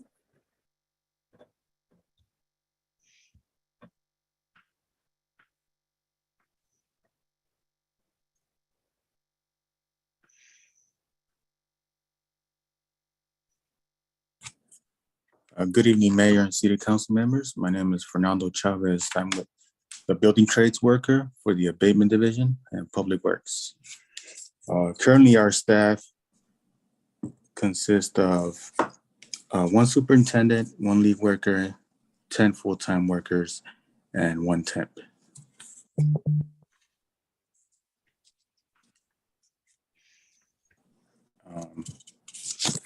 What we do for the city of Richmond, the abatement division consists of board ups, homeless encampments. We also build fence, install flash cameras, abate graffiti, and also the homeless encampments also consist of tending to the safe and RV parking of the Castro and the Riding. And we pick up nearly 1,820 tons of illegal dumping collected, vegetation management of 3.5 miles of the Richmond Parkway 3 times a year. We maintain approximately 30 city properties. We also weed abate alleyways, vacant lots, and planting strips for the illegal dumping. And thank you for your time.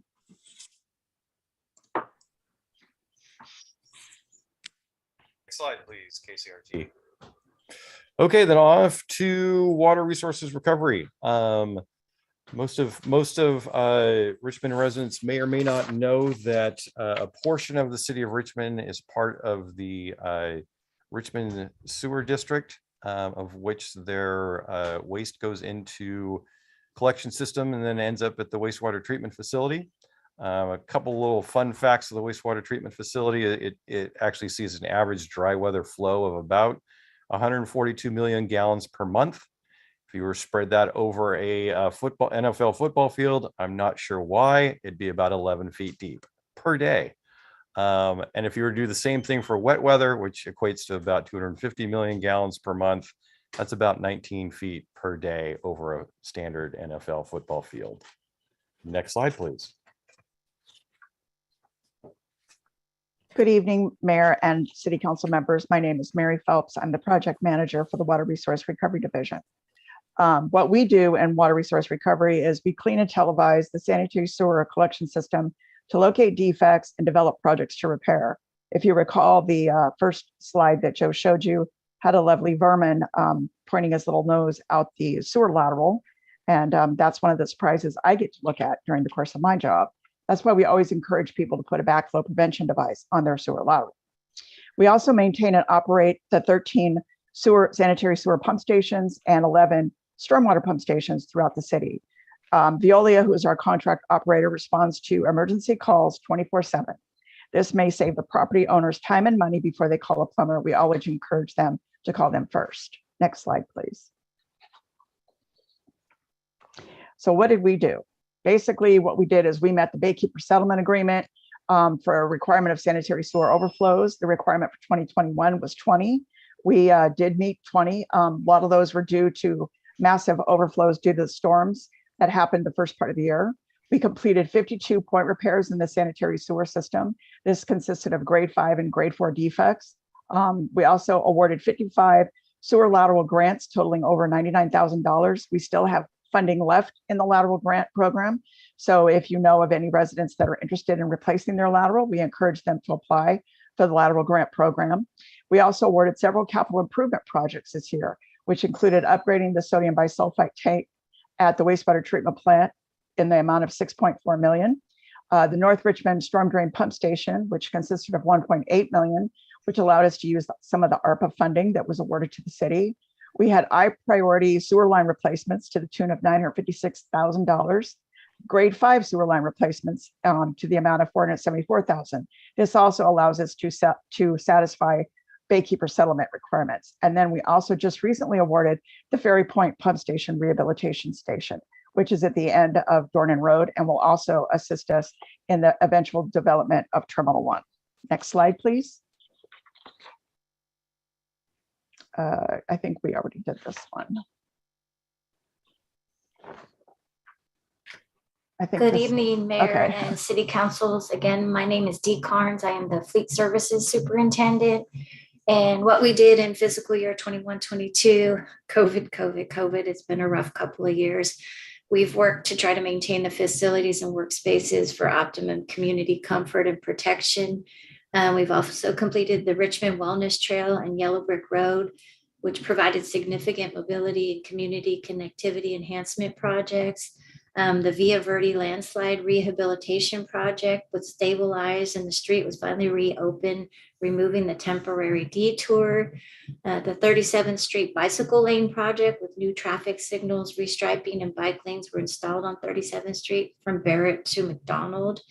And our neighborhood dumpster days with the abatement team, along with the iHeart Richmond, held 26 dumpster days where the seniors and disabled residents were assisted in debris removal. Next slide.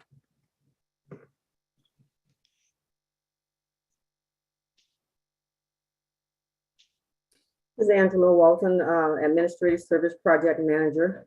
What we plan to do in fiscal year 2022-23. Like Joe mentioned earlier in the presentation, we're going to implement a street sweeping notification enforcement program. We're planning on completing high-profile capital improvement projects such as the Greenway Gap Study, the Yellow Brick Road, bicycle lane projects, and adopt the local road safety plan. We're going to commence construction of Harbor 8 and Borman Park, maintain the PCI or Pavement Condition Index for the City of Richmond, complete facilities condition assessments, and enhance the department's organizational efficiency by filling key positions. Next slide, please. Okay, so we are also continuing and beginning other CIP projects ranging from $300,000 to $5 million. Some of those projects include Booker T. Anderson fire restoration, ranging at about $2.5 million, auditorium lighting improvement, Richmond Parkway partial rehabilitation, San Francisco Bay Trail Point Melody, Shimada Park restroom room replacements. We're going to continue working on our annual paving program and sidewalk program, and the other project will be 13th Street Complete Streets. Next slide, please.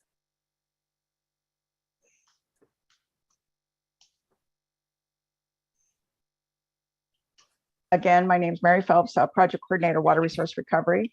What we plan to do in 22-23 is to complete the wet weather, First Street wet weather project. We started this year. It will be completed by the December of 2022. We will begin or continue rehabilitating the old brick manholes that exist in our sanitary sewer collection system. We plan to rehabilitate the force main sewer line on Dortmund Drive, where we've had several SSOs in the past 2 years. We will also finalize the feasibility study for Keller Beach line as dictated by Baykeeper. And we are currently working to install the trash capture device in the stormwater collection system at Bayview Avenue. It's currently under design, and we hope to complete construction by December of 2023. Next slide, please. This is Angela Walton, Administrative Service Project Manager. The next two slides you're going to see is the full-time employees that we have in Public Works operation and maintenance component of Public Works. Next slide, please. Please note also that these slides do not include the employees from Water Resource Recovery Department. We had a total of 129.4 employees, and we are not asking for anything more than what we already have. Next slide, please. And I also want to make mention that out of those 129 employees, we do still have 17 vacancies, and we're looking forward to fill them as soon as possible. This slide is Public Works budget. And as you can see, there is a reduction in some of the resources that we have. Prior to this presentation, I did have some consultation with the finance department. And the property taxes is one instance that figure will change once the director's report, I think that's what it's called, the director's report is approved. So some of the numbers on this chart will change. Next slide, please. Next slide.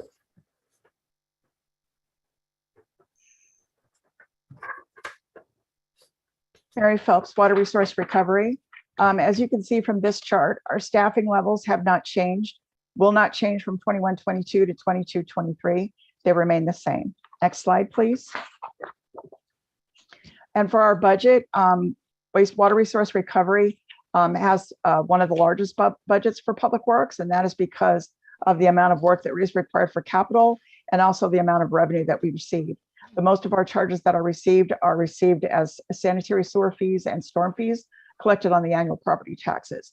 The charges currently are estimates based on expected increases. There will be an additional 7% increase expected for a standard increase for residential, and the industrial and commercial will be an estimate based on water usage. Next slide, please. And this is the additional asset capital outlay that we expect between 21-22 and 22-23. And these numbers may be adjusted based on bond ratings and loan proceeds that are received. Next slide. And I'll turn it back over to our Public Works Director, Joe Leach. Well, that concludes our presentation, and we're myself or any of those who presented are available to take any questions that council or the public might have. Councilmember Johnson, and then Councilmember Martinez, Vice Mayor. No. Yes, thank you, Public Works, for that very thorough presentation. I know in the city manager's presentation, she mentioned that the reparations piece of Public Works is going to be carried out by the new hire, so I won't get into that. But I did want to ask a question that I've been getting a lot from different community members about speed bumps and some of the other diversion tactics that you guys have been implementing throughout the city. And some residents wanted to know, is it a similar program to like the parking permit where they could get a certain number of signatures and you guys come out and install speed bumps, or those deterrents to prevent donuts from happening? I was just wondering what the process was for that, so I can share it with the rest of the public. Absolutely, thank you, Councilmember Johnson. So it starts with the traffic request. There's a form under engineering permits that folks can see that form and download it and complete the form and then submit it to the email that's on the form. And then that starts the process for us. Currently our practices is once that form's submitted, then we review it. If it's speed humps or traffic control, then we'll look at traffic counts in the area. We'll look at any kind of historic traffic issues, whether they're accidents or things along those lines, and see if there's enough warrants for the requested control. And I could say kind of anecdotally, we're more prone to installed speed humps than stop signs, because usually stop sign, the warrants associated with that oftentimes aren't met. But I would say on a bigger picture on how we're wanting to address this practice holistically, we've engaged Fair and Pierce, which is a renowned traffic consultant, to help us not only process the traffic requests due to our staffing shortage, but also help us kind of develop a policy for council adoption on how do we want to systematically approach traffic control. Do we want to have speed humps on every residential street in Richmond? Probably not, I'm guessing. And so what's the criteria? What makes sense? What streets are eligible for speed humps? What streets would not be? And so those are things that we would want to document through a study, a process, something that's vetted through the neighborhood councils and then ultimately through council. Thank you. Also, I just wanted to make mention that the new the new landscape in front of Eastern Village looks really beautiful. Outstanding, thank you. Vice Mayor Martinez, go ahead. Yes, I want to thank all of you for making the presentation. And I have a lot of questions for different people, but I want to thank you for coming out and introducing yourself, some of you, for the first time to me. I mean, Fernando Chavez, I don't believe we've had the pleasure of meeting, but Angela Walton, I don't think we've met in person, although I've seen you online quite a bit. And the others, like Barry Phelps, I've worked with you. Dee Carnes, I've had many conversations with you, along with Greg Hardesty. So I'll start with my major question, which has to do about abatement. How are we in terms of abatement staffing? Well, I think I would suspect that the superintendent over abatement would say that he could utilize 10 more staff. I think one of the comments that I made previously at a council meeting was, we could embark on a pilot program with 3 more maintenance workers in abatement and 3 more maintenance workers in parks, where their primary focus is on debris management, illegal dumping, and both public right of way as well as on parklands. But I think the bigger picture would want me to, where I would want to approach it is to say, let's see where our hot spots are.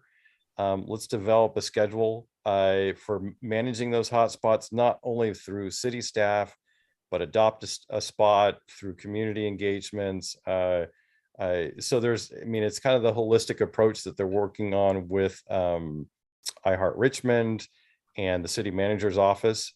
So I'm not sure I could tell you that is 3 staff in each division enough. Would it make a dent? Yes. So I'm not really prepared to definitively tell you that that's the magic number. Thank you. I think you've answered my next question already, but if you had a magic wand and you could command the city council to help you in any way, what would be the most pertinent way that we could help you, that we could support you? I'm hearing so many voices chirping on my shoulder, and it probably begins with the class and comp study. So I'll start there, and then I think we've got challenges with between staffing. One of the more significant challenges we have at the moment is supply chain, especially when it comes to vehicles and equipment. We're trying to order street sweepers that we've already have appropriated for, and they're 18 to 24 months out. Fortunately, we were able to rent. You recently approved a rental agreement with a local street sweeper company that we were able to get their last rental street sweeper for about a 2-year lease. So, but I don't know that the council has that magic wand power. So I think the other side is staff does appreciate when council publicly acknowledges the positive things that we do. Oftentimes staff we do our jobs and kind of fly under the radar. But sometimes it's a kind of a shot in the arm when staff is acknowledged in a public forum of, when we make the monthly abatement reports, and council and the public appreciates that. I think that goes a long way. Well, your work has certainly been noticed and appreciated. Now I want to go, are we thinking of, have we been working toward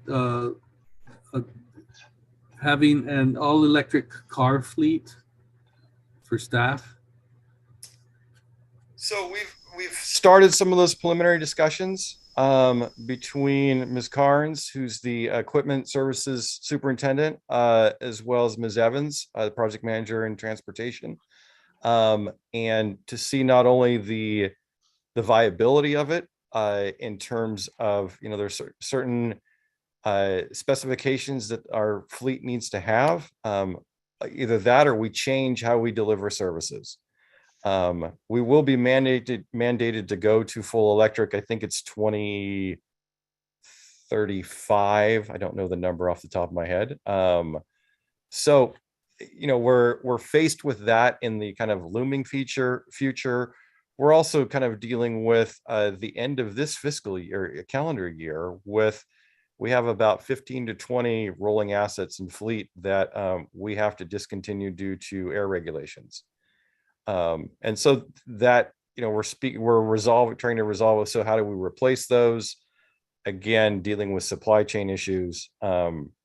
But we've also talked about how do we get chargers into the corporation yard, and as well as how to secure the corporation yard from theft. So those discussions are taking place. Is a kind of a long answer to a relatively short question, Vice Mayor. And the final question is to Greg Hardesty, and I'm curious about the Urban Forest Advisory Committee, how they're doing, whether or not we're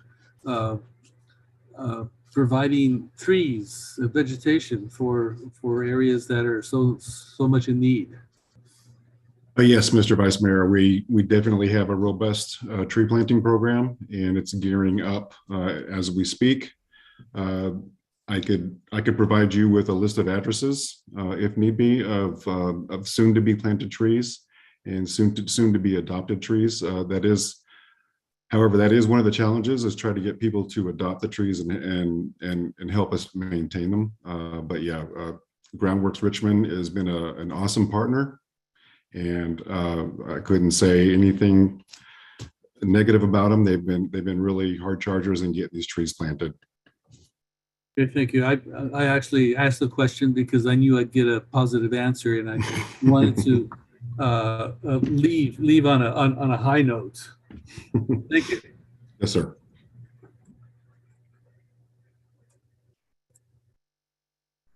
Are you done, Vice Mayor? Okay, Councilmember McLaughlin.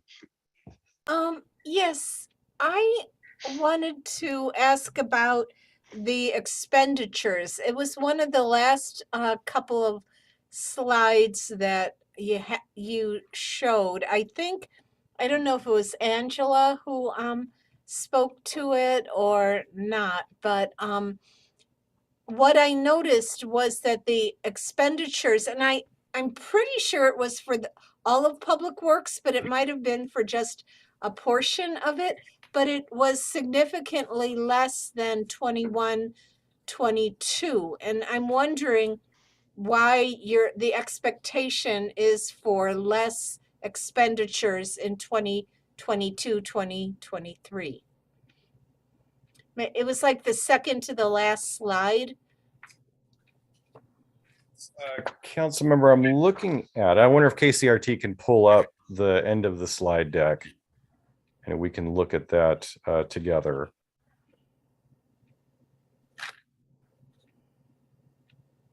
Because the last two slides were water resource recovery. It's right. Okay, so this is water. Okay, so maybe that indeed was water resource recovery rather than the whole of Public Works. But the question is relevant to that as well. Keep going a little bit further toward the end. More. Slide 27 or 28. You went, yeah, it was almost the last slide. Keep going. Keep going. Keep going. Right here. Nope, I take that back. Keep going.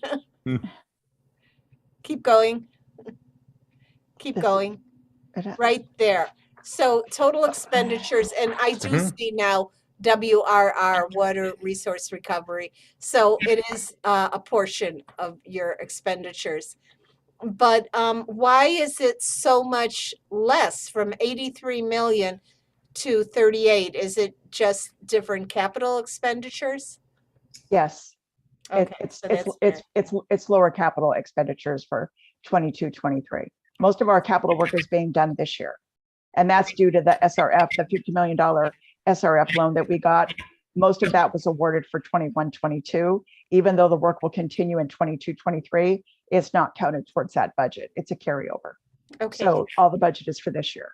Okay, thank you. Did you have a slide for all of Public Works expenditures, Joe? Did I miss that one? I probably did. Yes. Well, we did. And so it was probably 3 slides before this, maybe. I think you're right. Let's see if KCRT, if we can go backwards about 3 slides. More. More. Getting warm. Right there. There we go. Okay, so it's weird because on all these slides, expenditure totals don't show until the next page. Right. So it's better, it would be better in the future if it would show on the same page, it would help. So I see your revenue, as was mentioned, and this could change, your revenue is down, but that could change, I think I heard you say. But what is your expenditures? That would be on the next slide. Well, and I think I would highlight too, the significant reduction in revenue is related to the grants, and that's associated with the financing for some of the capital projects. Okay. So yeah, KCRT, if we can advance to the next slide, that'll give us the grand totals. Outstanding. So you are going up a little bit. Okay. So, and for the revenue, so how is your revenue versus your expenditures so different?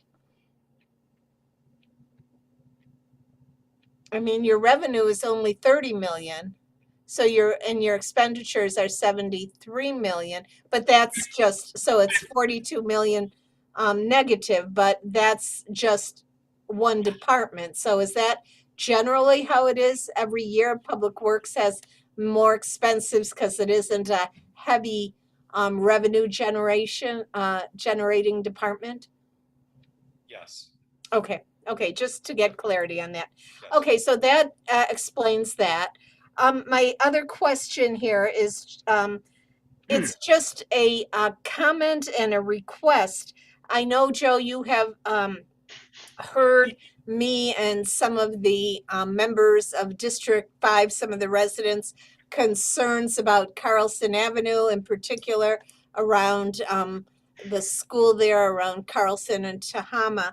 And one resident in particular, I can't recall his name, but he sent you various suggestions for interim solutions. And I don't know if you've had an opportunity to get back with him, but he does continuously seek solutions because these are families that are walking their kids across the street.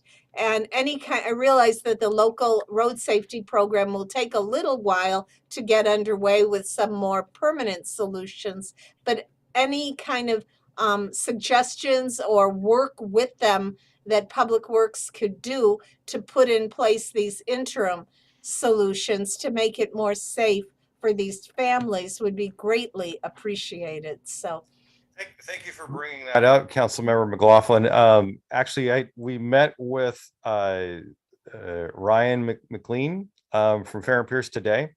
And by the end of this week, we're going to meet again and review a draft memo that he's going to provide to you and to the residents, the stakeholders out in that area, to kind of walk through a process.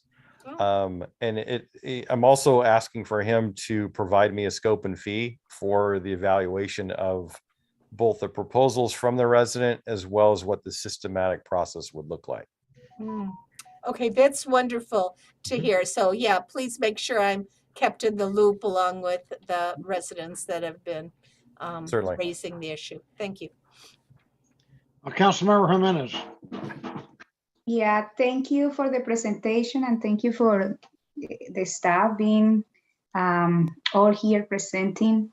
My question is around the staffing. And so first of all, what is the vacancies that we have right now? And then the other part is, I know that there had been some conversation about the need for more staff in the parks and the abatements and trying to put more in that than in administrations in the office because we need more people in the streets doing the services. But so what is the plan for doing that? Is there is one to kind of like shift or just trying to accommodate more staffing outside doing the services, providing the services. Okay, I think I'll lean on Angela a little bit on the staffing vacancies for Public Works. I think she had mentioned I didn't write it down. Angela, remind us how many vacancies we have. Is it like 14, something like that? It's 17. And 17. The majority of the vacancies are field workers. And then some of the vacancies are, I would say, either technical, middle, or upper management, including senior civil engineers, capital program manager. We're currently in the recruitment for a deputy public works director / city engineer. And then in the not too distant future, we'll be opening up a recruitment for a deputy public works director over operations and maintenance. So that kind of speaks to the vacancies that are present, as well as kind of some of the organizational structure that we're moving towards to kind of help manage and support staff more efficiently. But you're right, is that we haven't, in this proposal, we haven't requested additional staff and additional resources to support them.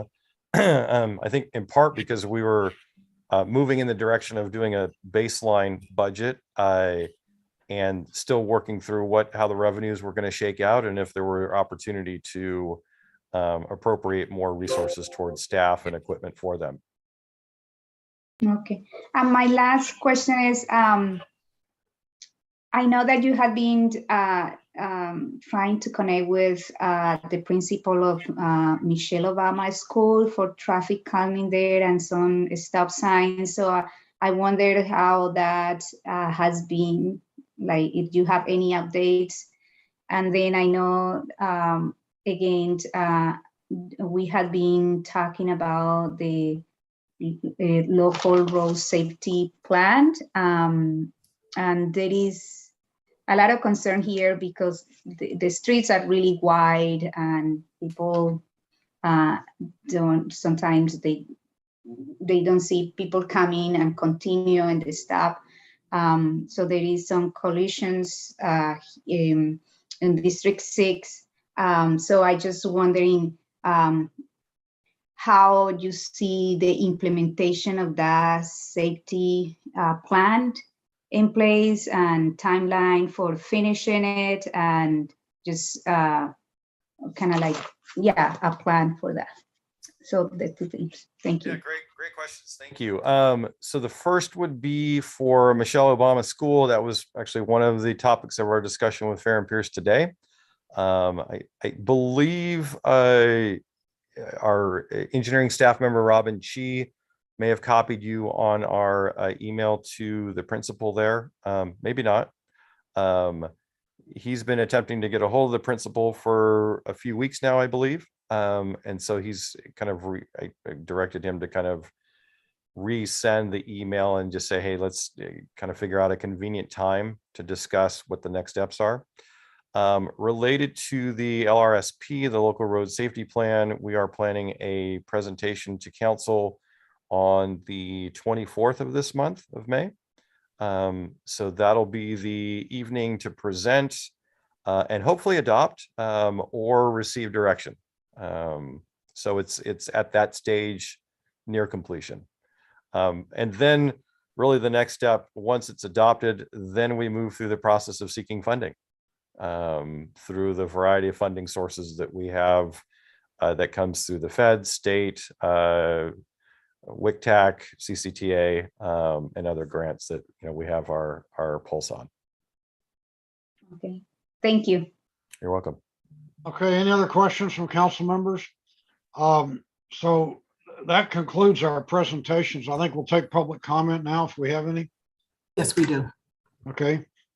Here we have Jesse Tehran. Jesse, you'll have 2 minutes to speak. You can go ahead and start. Okay, the first question I had is, I saw that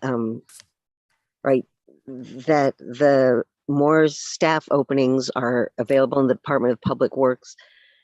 And I was wondering if you had ever considered partnering up with SOS Richmond, because they have the street cleaning team. And most of the people on the street cleaning team were hired from the homeless population. And I know that the City of Richmond is trying to address the homeless issue, and the more homeless people who are employed, the easier that will be to resolve. And so I would ask you to consider maybe contacting Daniel Barth about forming some kind of partnership. And the second question I had is, is there a way to request vector/rodent control for a specific area? And also, are you aware of randyrat.com, which is it's a kind of rodent control that doesn't harm wildlife or pets, and it's safe to be used around pets and children. And if not, do you have anything that you use that is safe to be used around pets and children? Okay, that's all. Thank you. Thank you. There are no more public speakers. Okay, well, that was a very interesting presentation. And we'll move on to the next item, which is R2. Would you read that, please, Madam I'm Clerk? sorry, Mr. Mayor. Yes. Really quickly, did we want to give Director Leach an opportunity to address Mrs. Tehran's questions? Well, typically we don't do Q&A for But she was the only one.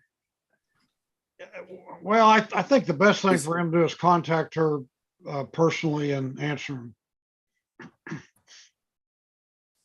Or she can contact him. Okay, would you read R2, please, Madam Clerk? Yes, item R2 is to acknowledge receipt of the first draft of the fiscal year 2022-23 annual operating budget, fiscal year 2022-27 5-year capital improvement plan budget, and establish the review process and schedule for the review and adoption. Good evening, Mayor Butt, members of the City Council and Richmond community. This evening, we're pleased to present a balanced budget. This is when there's supposed to be a drum roll from KCRT, but we haven't quite figured that out yet. So I just want to acknowledge in particular all the staff in finance and city manager's office, in particular Mubin, Antonio, and Delmi with her leadership in the finance department. They have gotten off to a tremendous start. Also want to acknowledge LaShonda and Patrick for continuing to lean in as always and being gracious colleagues.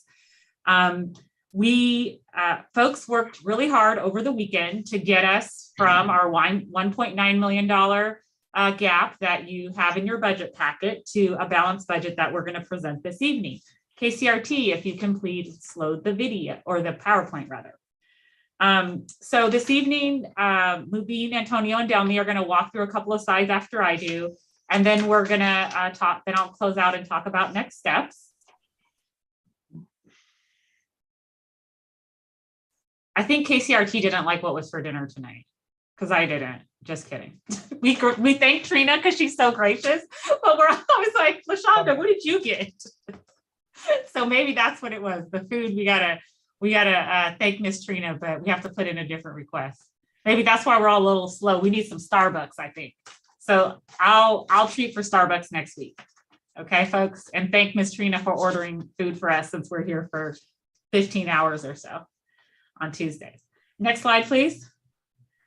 So this is a brief overview of the items we're going to cover this evening. What I like most about the slide are not all the bullets, but of the staff members dressed up and engaged in community services for Prescription Day. I thought this was just the nicest image to see our colleagues out having fun with our residents and showing how we can have a clean community and a happy community and all that Richmond is. And so this slide is really warming to me to see staff engaged in having fun. I'm sure eventually they're going to put me in a carrot, or maybe I'll be a piece of celery or something. Next slide.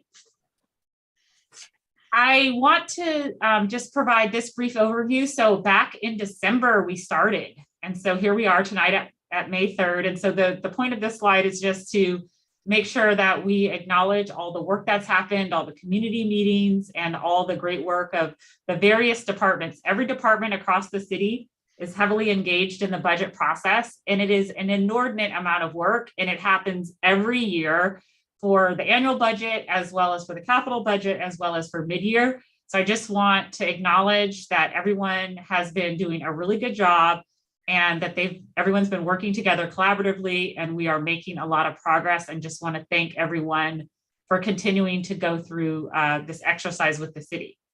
Next slide. And with that, I'm going to turn it over to Antonio to talk about this slide. But I just do want to note that I asked for the finance department to start noting all of their assumptions for revenue and expenditures, and clearly noting what those assumptions are, because my assessment is that part of what we're trying to do in this process is to build trust. And to build trust, I think it's important that we all have a set of baseline data. So as the assumptions change, right? Like one of the things we're going to talk about this evening is sales tax revenue went up from where we had originally anticipated. And so that way it's very clear to you as the council, community members, residents, our colleagues, unions, businesses, how are the revenue projections shifting as they do throughout the year, because we're always just working with projections versus our actuals. And so we can go back and point to specific areas when things change. So you all will be able to understand and track those changes. And it won't, my goal is for you not to feel like things are a surprise, but for you to be able to follow them in a logical manner to regain and build trust. And with that, I will turn it over to Antonio and Mubi. Okay, thank you very much, Shasha. Well, I'll start off. So I'll focus on the main revenue generated for the general fund. For property taxes, one of the main drivers is secured property tax, which are currently, we have at increasing at 3%. This part of the property tax is basically based on the assessed valuation or the AV growth. For AV growth, year-over-year change is really made up of the new value of property that were sold in 2021 minus the previous value for the previous year, plus the value of the Chevron refinery. And finally, all other properties, excluding the ones that sold, including the refinery, those increase every year typically by the max amount of 2% as stipulated with Prop 13. Because it is unpredictable, the refinery, we have the valuation of the refinery is very unpredictable. We have seen it go down from year to year. Some years it'll go down, some years it'll go up, and we really don't have any clear indicator. We usually in the forecast leave the refinery valuation as 0% growth. The city will not know the actual assessed valuation growth until it is published by the county, usually the first week of July. Additionally, we have some successor agency pass-throughs and surplus funds that hit the general fund property taxes. These usually stem from increment growth. These are also unpredictable and are conservatively left at 0 growth. So the net increase for all the different revenue streams that make up property taxes at this point is 2%. For sales tax, this is primarily made up of the regular sales tax, also called the Bradley-Burns 1%, and the 2 voter-approved asset measures. The city worked with a consultant, Avenue Insights and Analytics, and they are currently projecting 4% growth. This revenue category includes what is called the vehicle license fee backfill swap. This particular revenue stream is tied to the assessed valuation, and again, we are projecting an increase of 3% there. We have very recently received an update, as mentioned by Sasha, for the sales tax forecast, and that new numbers are not included in these draft numbers, but those will be touched on later on in the presentation. So a net increase for all the revenue streams that make up sales tax at this point is 4%. As with all our numbers and projections, we will provide updates to the city council along the way if and when numbers and projections change. For utility user tax, one of the more important streams within it is the cap amount paid by Chevron. This amount is based on a very specific formula in the municipal code that changes year to year based on a very specific consumer price index or CPI tied to energy services. Through the Bureau of Labor and Statistics posting in February, it is expected to increase significantly, this one revenue stream. The April CPI is expected to be posted in about a week. At that point, we should have a better estimate for the cap amount for 22-23. Other taxes that make up the U2 include taxes on phone services, cable, and gas and electricity. Very generally, the tax on phones and cable have been going down over the years, while the tax on gas and electricity has been going up. Overall, we expect 7% increase in UUT next year. In other taxes, we have the documentary transfer tax. Here, the forecast as stated by in the guiding fiscal policy is based on the mean of the tax collected since the passage of Measure U in 2018 that created a tier structure for the tax, where the higher the sale price of the property, the higher the tax bracket. In licenses, permits, and fees, one of the main items is the business tax. With the passage of Measure U in 2020, so that changed. With most revenues, we use the current year as the base and then project from that. Since this is still a very new revenue stream, we do not know what the full year tax will be. We are currently at a little bit over 80% of the mid-year budget amount. The current assumption is that we will meet this year's budget amount, and the projection calls for a 2% increase for next year. Very briefly, those were some assumptions of the main general fund revenue categories. Next slide, please. Here we're looking at the estimates that are derived from those assumptions. For property taxes, the 2% increase corresponds to about 800,000 more than what was budgeted at midyear. For sales and use tax, that 4% increase gives us close to $2 million more. For utility user tax, a 7% yields about $3.3 million, more than the midyear amount. For the other taxes that include the documentary transfer tax, a 3.3% increase yields close to $700,000. Again, for licenses and permits and fees, which includes a business tax rate, but also includes various fees from departments like recreation, police, fire, and community development. Here we see an increase of close to $800,000. Finally, we see a very big increase for operating transfer in at the bottom. Here, the increase is over $6 million from what we have at midyear. This is mostly due to revenue from the pension tax override fund. As with certain funds, any leftover amounts after the various payments are processed, they get to be rolled over to the general fund. And that's what typically happens with this fund. This next coming year, though, based on the preset payment schedule for certain bonds, we have a sort of anomaly where the payments go down next year, just for a 1-year thing, then go up the following year. So overall, we have budgeted close to $250 million in general fund revenues, which is an increase of $12.6 million compared to the adopted mid-year budgets. As mentioned previously, when needed, we will be providing updates to City Council. And with that, I'll hand it over to the Budget Administrator, Mubin Qadir.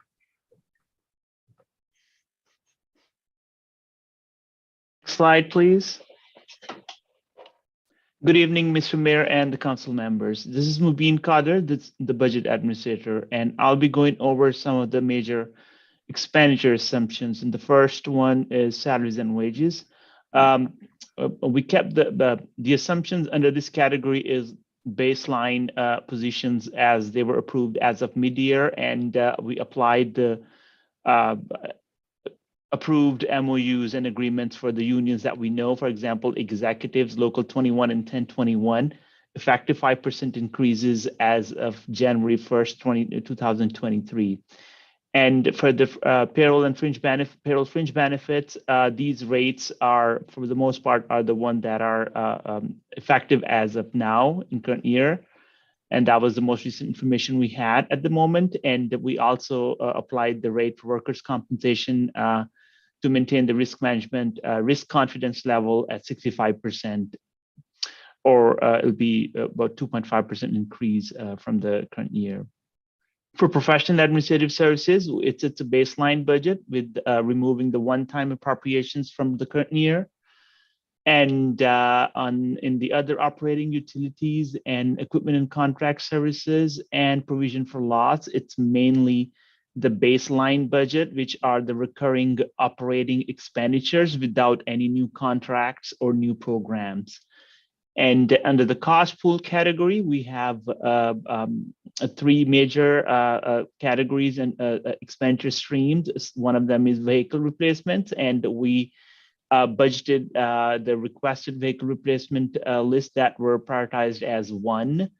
The top priority vehicle replacement requests have been budgeted already in the budget, in the baseline budget. And then the second item is general liability rates, which are basically based on the information from risk management actuarial studies to achieve 65% confidence level. Cost pool also includes the Civic Center debt allocation, which is the amount driven from the debt service schedule and the cash balance in that particular fund, and allocated based on the square footage used by the programs. Then there is asset capital outlay. It's based on the capital improvement plan, and it changes year over year. And we basically appropriate budget wherever a project is prioritized and needed. Then debt service expenditure is based on debt service schedule, which is maintained by the Finance Department's Treasury Division. And then there is A87 cost plan reimbursements. This is based on the administrative cost allocation plan. This is the reimbursement for the central departments such as payroll, finance, HR, city manager's office, that their services and support that they provide to the program departments such as water resource recovery, planning and division, and employment and training, and all those programs, which are basically programs and not central. So it's reimbursement for the services that the central program provide to the programs that provide services to the citizens. Then grant expenditures are based on the awarded grants, and operating transfers out are basically recurring one-time subsidies to non-general fund programs. Next slide, please. Based on these assumptions, the draft budget total expenditures are at $207,000, which $207 million, which is about 6% more than the current year revised budget. And based on that, we have salaries and wages increasing by 5%, benefits by 12%, professional and admin are decreasing by 12%, and so are other operating. It is because we have omitted the one-time appropriations of the current year. Then utilities are increasing by 1%, and equipment and contract also decreasing by 4%, and provision for insurance loss, which is insurance premiums, increasing by 7%. And the cost pool is the category which is going up by 40%, which is basically based on the cost plan, consisting of all those categories that we discussed on the previous slide. Asset capital outlay is decreasing by 2%, which is again, as discussed, based on the known projects and prioritized projects that we already know. Debt service expenditure is reducing by 3% based on the schedule, and then 87 cost plan reimbursements are increasing by 76%. These are based on the study that's done by a consultant, and we can go by the consultant under the CFR guideline, federal guidelines for the allowable costs. So it's the old plan reimbursement for $3.5 million. However, the current plan that we have in place, the reimbursements are $6.2 million. Grant expenditures are reducing by 97%, and that is because of the grants that we have not appropriated. We appropriate grants as they come along throughout the fiscal year. So as the year progresses, we continue to appropriate grants in that area. And then operating transfers out are increasing by 8%, as these are subsidies to other programs. So the changes are reflective of some of the operating costs in other areas of the city's services and programs. Next slide, please. This is a list of the operating transfers out, broken out, and as basically just that's what it is. And I'm not sure if I would go through each line. And these are pretty much recurring and recurring items. The amounts may be different than last year. However, the line items are recurring and pretty status quo. And that's where I would hand over to Delmi. Next slide, please. Hi, good evening, City Council, Mayor and City Council. As Mubin and Antonio went over the revenue and expenses, but this will give you like a summary of the baseline budget we have revenue of 206 million and expenses budgeted at 206.3, making a budget having a positive of 27,000. Initially, as city manager had mentioned previously, we did had a deficit of 1.8, but additional revenues from sales taxes is estimated, and therefore we're going to make several adjustments. And the revenue will be adjusted by 1.4 million, and expenses will be adjusted by 435 million, 435,000, I'm sorry. And this is coming from IT equipment will be reduced by $300,000 due to that they have a budget of $1 million, and we are not estimating that they will be spending the full amount in this fiscal year. Next.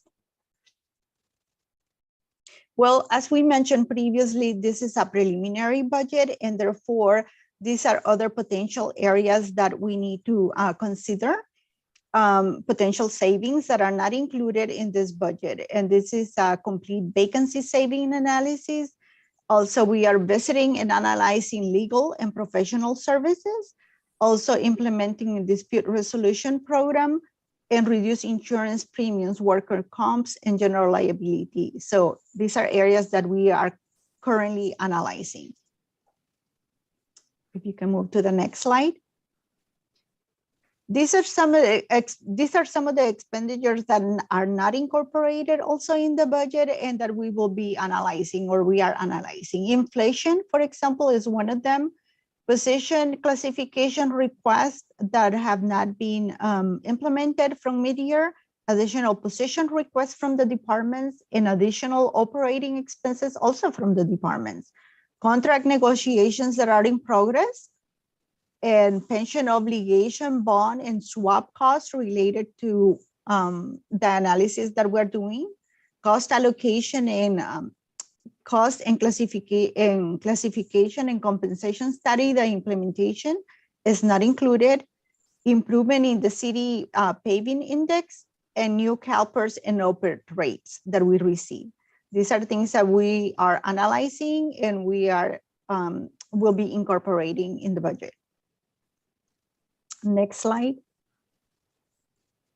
These are some of the priorities for this current year. In fiscal year 22, we are analyzing to see if we will have a surplus in this current year. And with the current surplus, the idea will be to clear some negative fund balance. And those are the two main funds that has a negative fund balance, which is the engineering fund at 2.9 million and the stormwater at 2.6.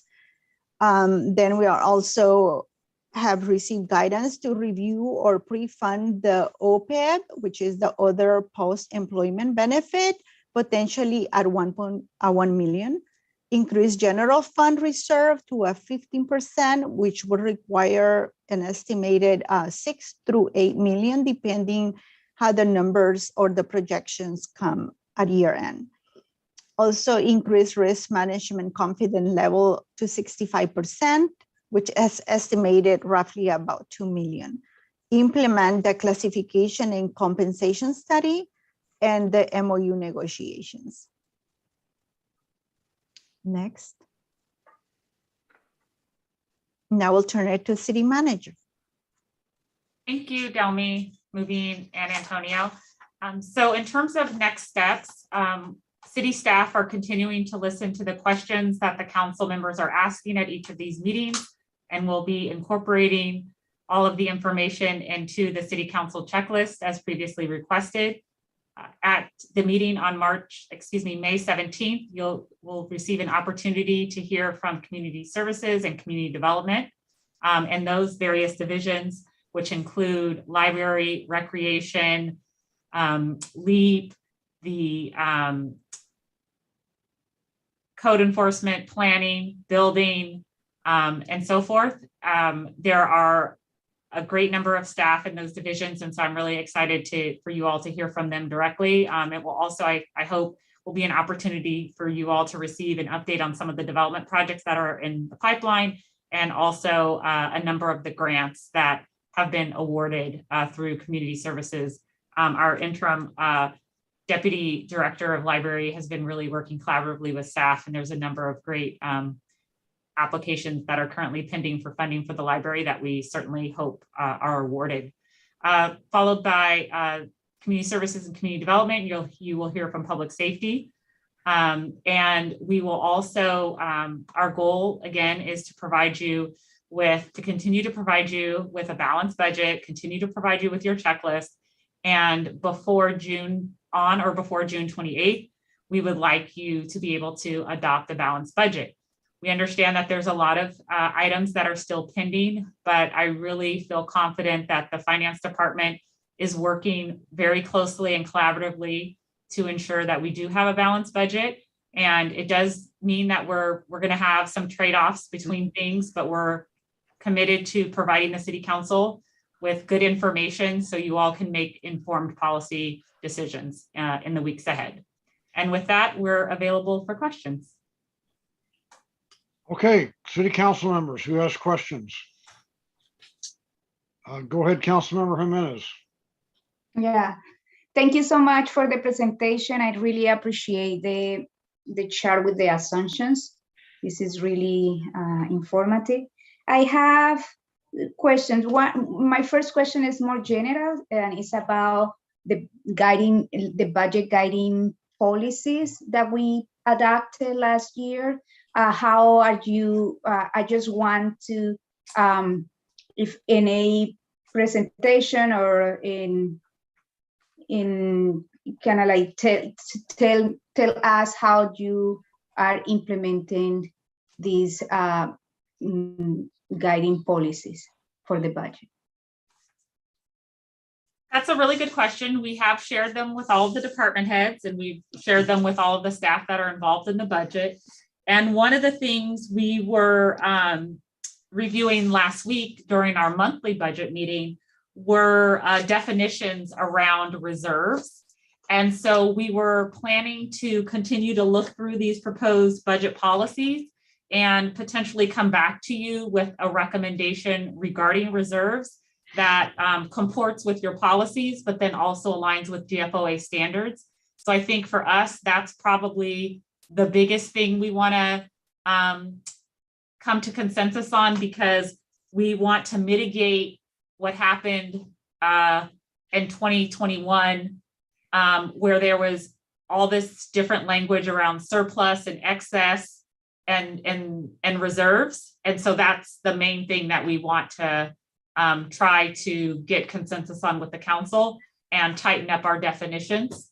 And I want to thank Rhonda and the finance department, who's very meticulous for helping point that out to us. And so we will come back to the city council with some suggestions regarding that, but that's our primary concern at this juncture. And I don't know, Delmy, if you want to highlight any other things that we've discussed.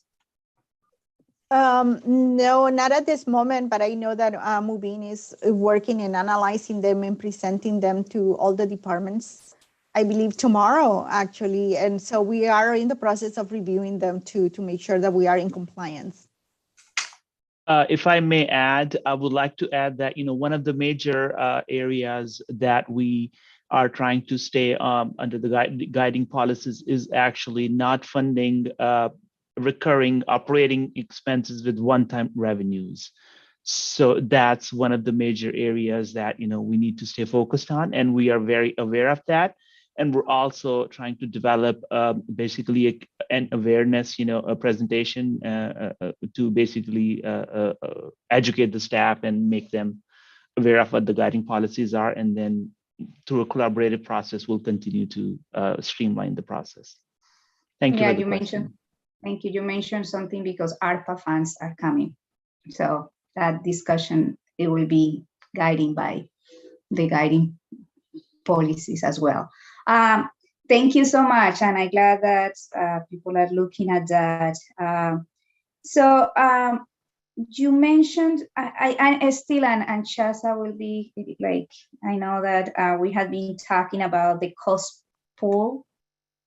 And again, so one thing that I would like to see is what is in the how much money and what is in the cost pool, and how much each department uses from that, how much each department is planning to pay, right? And in terms of like, what is the percentage of what they are paying versus the percentage that they are using? That will be a good thing to know. So just kind of, because I haven't figured out since last year, what is the uses of the cost pool, what we spend that money in.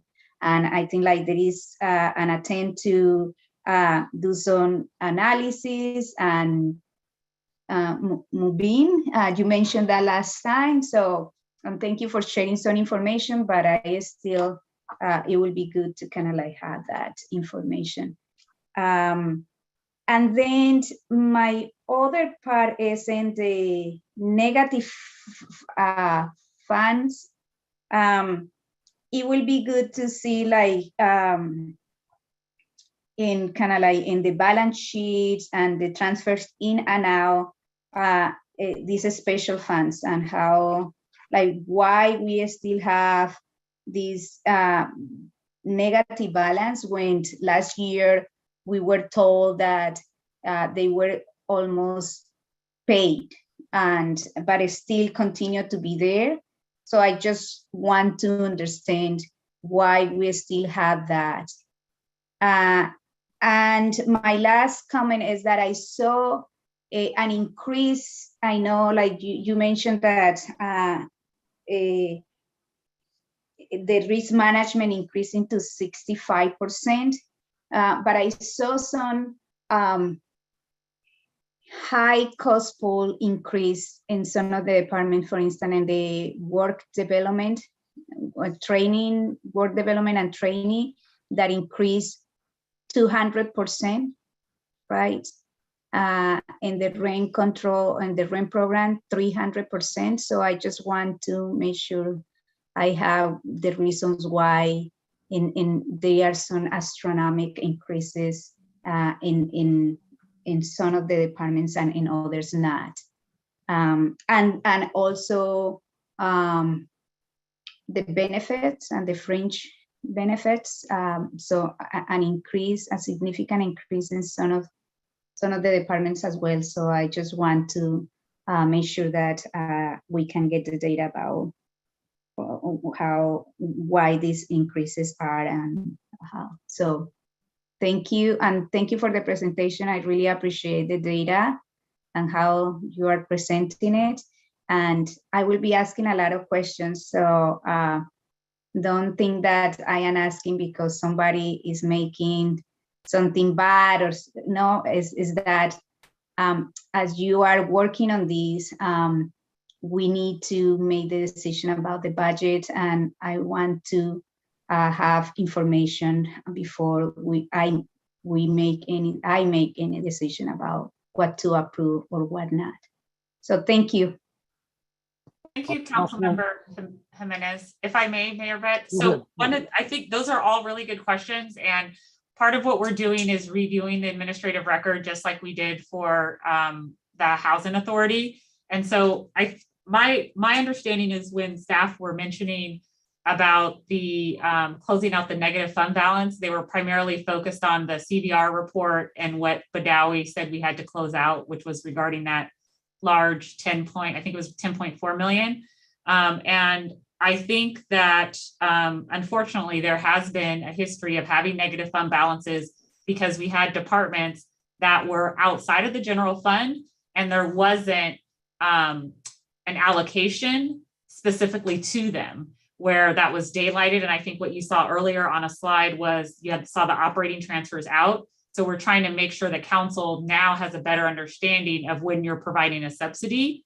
And I know there's been an assertion recently that the rent program previously was only charged $50,000 a year related to cost pool, which doesn't quite appear to be in alignment with the reimbursement agreement.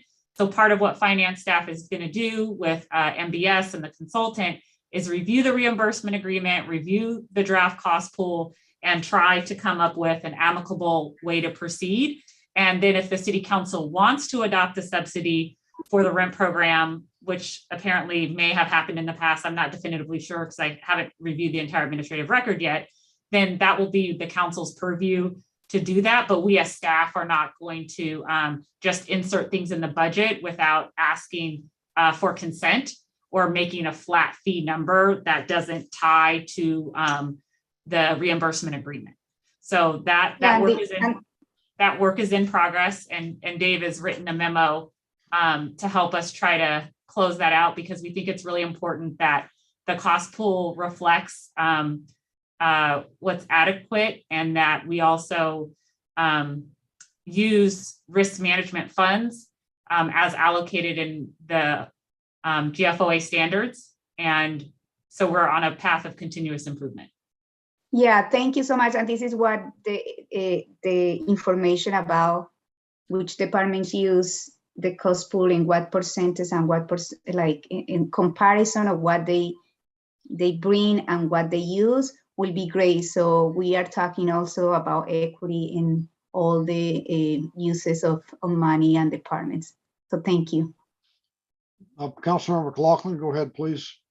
Yes, a few questions. First of all, when will staff know about any surplus for fiscal year 2021 or 2022? I'm sorry. We're beginning to estimate that now, Councilmember McLaughlin. Mm-hmm. We have, so we're working on draft analysis, but it hasn't been completed. And I think the reason why we showed the slides of things the council may want to consider on expenditures not budgeted on slide 11. Mm-hmm. I think we have 9 boxes there, is so that, I'm not going to ever ask you all to go through a spreadsheet and give me a ranking, but we would like to, maybe not tonight, but at the next meeting, get your consensus on some of these items we do definitively need to work on, right? Like we really want to implement the class and comp study for our colleagues in SEIU and 21 and, the different bargaining units that have not had raises. And we want to make sure we try to improve the city's paving index. So we're looking at, can we do that with ARPA money and sidewalk repairs or not? We know there's going to be a community needs assessment, but there's some of these things we're trying to figure out how to strategically fund, and then also figure out what sort of level of vacancy rate does the city council feel comfortable with to help guide our projections, because we want to be able to refill positions, and I want to be able to grant requests from the departments, but we want to make sure that we can also compensate the employees that are here now appropriately. So we're just trying to find that balance with your leadership.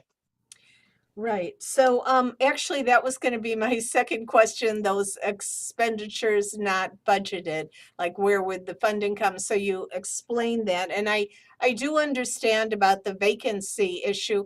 Not only, it might also be a factor in how many can be filled in the course of a year in terms of, recruitment. And, I know it's a challenge in this day and age. Police in particular, but not only police. So leaving some vacant or not including some vacant positions in the budget is that is something we could decide on in terms of freeing up some funding. Okay, right. So and last year, may I just clarify, Councilman? Please. Yeah, please. So last year, what the city council adopted was a 4% vacancy rate. And so just want to put that out there just for the good of the order, so you're aware and so you can give us guidance as we move forward. Okay, thank you. And then my final question is actually also saying what Councilmember Jimenez says about the cost pool. It has increased significantly. I wasn't sure I got an understanding, or if you explain that, and I would love to have a better understanding of what the cost pool is. I've known it to be, each department's share of rent, share of utilities, and how does that, is it proportional to the department, and what other factors go into, or what other expenses are considered within the cost pool? May I ask Anil, I think I see he's potentially here. And so if he wants to interject, since HR and risk management is part of a significant portion of that. Anil, I'm not sure if now or later on this evening, if you want to chime in on that, that might be helpful for the council to hear your input. I didn't text him before I called on him, so maybe he's not there at the moment. Okay, all right. But that would be something good for us all to really get a handle on, because in the past, I thought it was just rent, utilities, but I'm getting a sense that it's much more than that, and why it went up is not 100% clear to me. It seems like it went up substantially for the whole city. Is that correct? Yes, we currently right now there's about a 60% confidence level with the risk fund, and we would like to get it closer to 65%. Really, it should be at 75%. I would feel comfortable with that in terms of the things that we have outstanding in terms of claims. And those deal with a myriad of issues, from claims from the public or from employees. So it's general liability and workers' comp. And so I think it would be prudent for us to, during this budget process, have a more thorough presentation from HR and risk management about how that all comes together and how it does impact the cost pool. Okay, and just to state and make another statement, as you have already touched on, Shasa, and Councilmember Jimenez has also touched on, in regard to the rent program, because a lot of this cost pool is general fund. I mean, expenditures from departments go into the general fund that such departments can access annually, whereas the rent department, the rent program is separate. And I don't think the same formula should be used for that, but I would like to, I think historically it hasn't been. I think one of the former city managers had adopted a flat fee of 50,000. And so we're trying to work out what would be appropriate and essentially have a true up. Okay. And so try to figure out what can work. But we understand that the increase is significant for all departments. So we would like to see it go down. And so that could potentially happen if there was an infusion, if there was some funding came about where we could just do an infusion and bump it back up, because that impacts how as we're thinking about trying to reissue debt, looking at, it's like if we're buying a house, right? They look to see, before you qualify for a mortgage, what do you have in your savings account? And the more money you have in your savings account and in your reserves, then you get a better interest rate. So that's the sort of the situation we're in now. So we're trying to get our reserve levels up and get our cost pool levels up. So then as we deal with the swaps, we can get a good rate. Mm-hmm. All right, well, that's my questions for now. Thank you very much. I think staff has done a great job. As I stated before, the departmental presentations are great. I think this overall budget, the first draft, as you say, of this is great. And I look forward to the further steps until we get to the end of June. So thank you for everything. Thank you. Other council members have questions or comments? One thing I want to compliment the city manager. The reason we're doing this tonight is that the municipal code requires the city manager to present a budget on the first Tuesday in May, which is today. And over the last several years, the practice that has prevailed has been very frustrating for me. What city managers essentially have done is ask all the department heads to submit what they want. And then the city manager adds all that up and compares it to the revenues. And it always exceeds the revenues. It might be by a few million, it might be by tens of million. And then they announce that they have a $10 million budget shortfall. And they spend the next 2.5 months trying to figure it out. And we never actually end up with a balanced budget until maybe the week before we have to adopt it in June. So this time, City Manager Curl has basically broken, she's broken the practice and done what the Richmond Municipal Code required and what it envisioned. So I give her a lot of credit for that. I think that bodes well for all of us in the future. Do we have any public comments? We do not. Wow. Okay. Well, that moves us along to. Can I have? Go ahead. I'm sorry. I have a last question. I'm sorry to, but it's City Manager. You mentioned that last time you were going to look into if we had savings because we had been having vacancies. Is any information about that? I know that Councilmember McLaughlin asked about savings, but you were mentioned that there is more information that you needed to have in order to really make sure that like the logic is, well, we haven't filled these vacancies. We will have some savings for that, but it doesn't seem like that was kind of like the logic here. So I just wondering what updates do you have around that? Yes, we have some preliminary analysis that Mubin and Delmi have been working on. Like all the other departments, they're short-staffed. And what I appreciate about Delmi and Mubin is like they like to measure twice and cut once. So they provide draft analysis and then they allow it to be peer reviewed by other members of the finance team that are not just in budget, that are also accountants. And so that has been my observation of what's been working really effectively, because what we want to do is present information to you that we feel comfortable with. And so I anticipate in the month of May, our goal is to be able to provide you with an analysis, a very detailed analysis around the vacancy rates, because the cost savings does fluctuate considerably depending on the bargaining unit.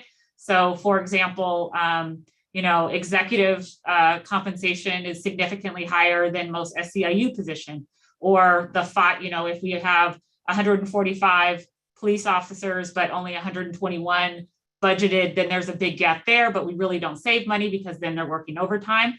So the finance department is completing their analysis, and I would hope that we would have numbers that they feel confident in releasing publicly, that they have vetted in the month of May. Delmi and Mubin, is that accurate? But they have commenced the analysis and they have some preliminary draft information that they're finalizing.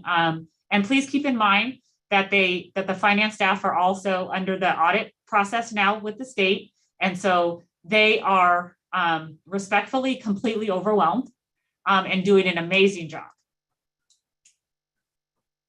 Okay, do you have one last question, Councilmember Jimenez?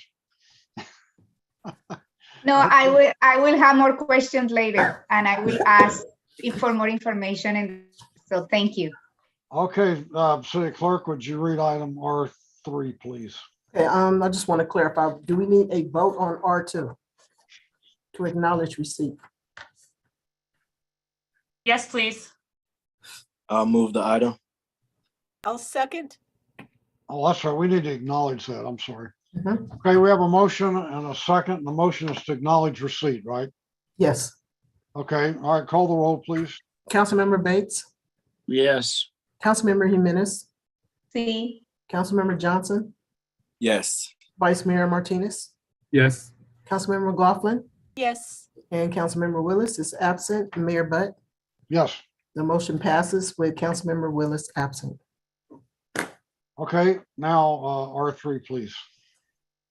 Yes, item R3 is to receive an update on the cost recovery and revenue enhancement tracking document and options for long-term fiscal sustainability, and provide input to the city staff. Okay, staff report, please. LaShonda, is this or Shasa, LaShonda? Who's going to present this? LaShonda will start. Okay. I was going to say LaShonda's going to present. And I was just going to open by saying, if you all do everything that's in this document, then we can do everything that we just showed on the last presentation.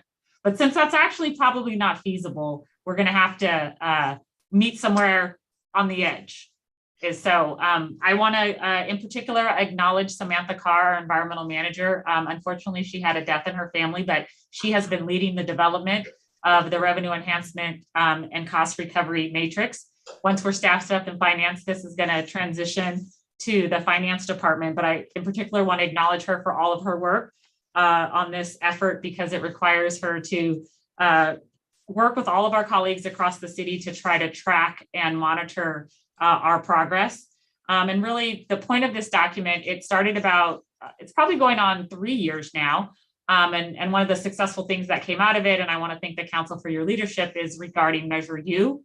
And so it's really an important opportunity for us as staff to work collaboratively with the council and key stakeholders to help identify if there are any revenue enhancements or cost recovery measures that you would like us to work on in particular as we move towards November, or if you think it's a nice time for us to pause.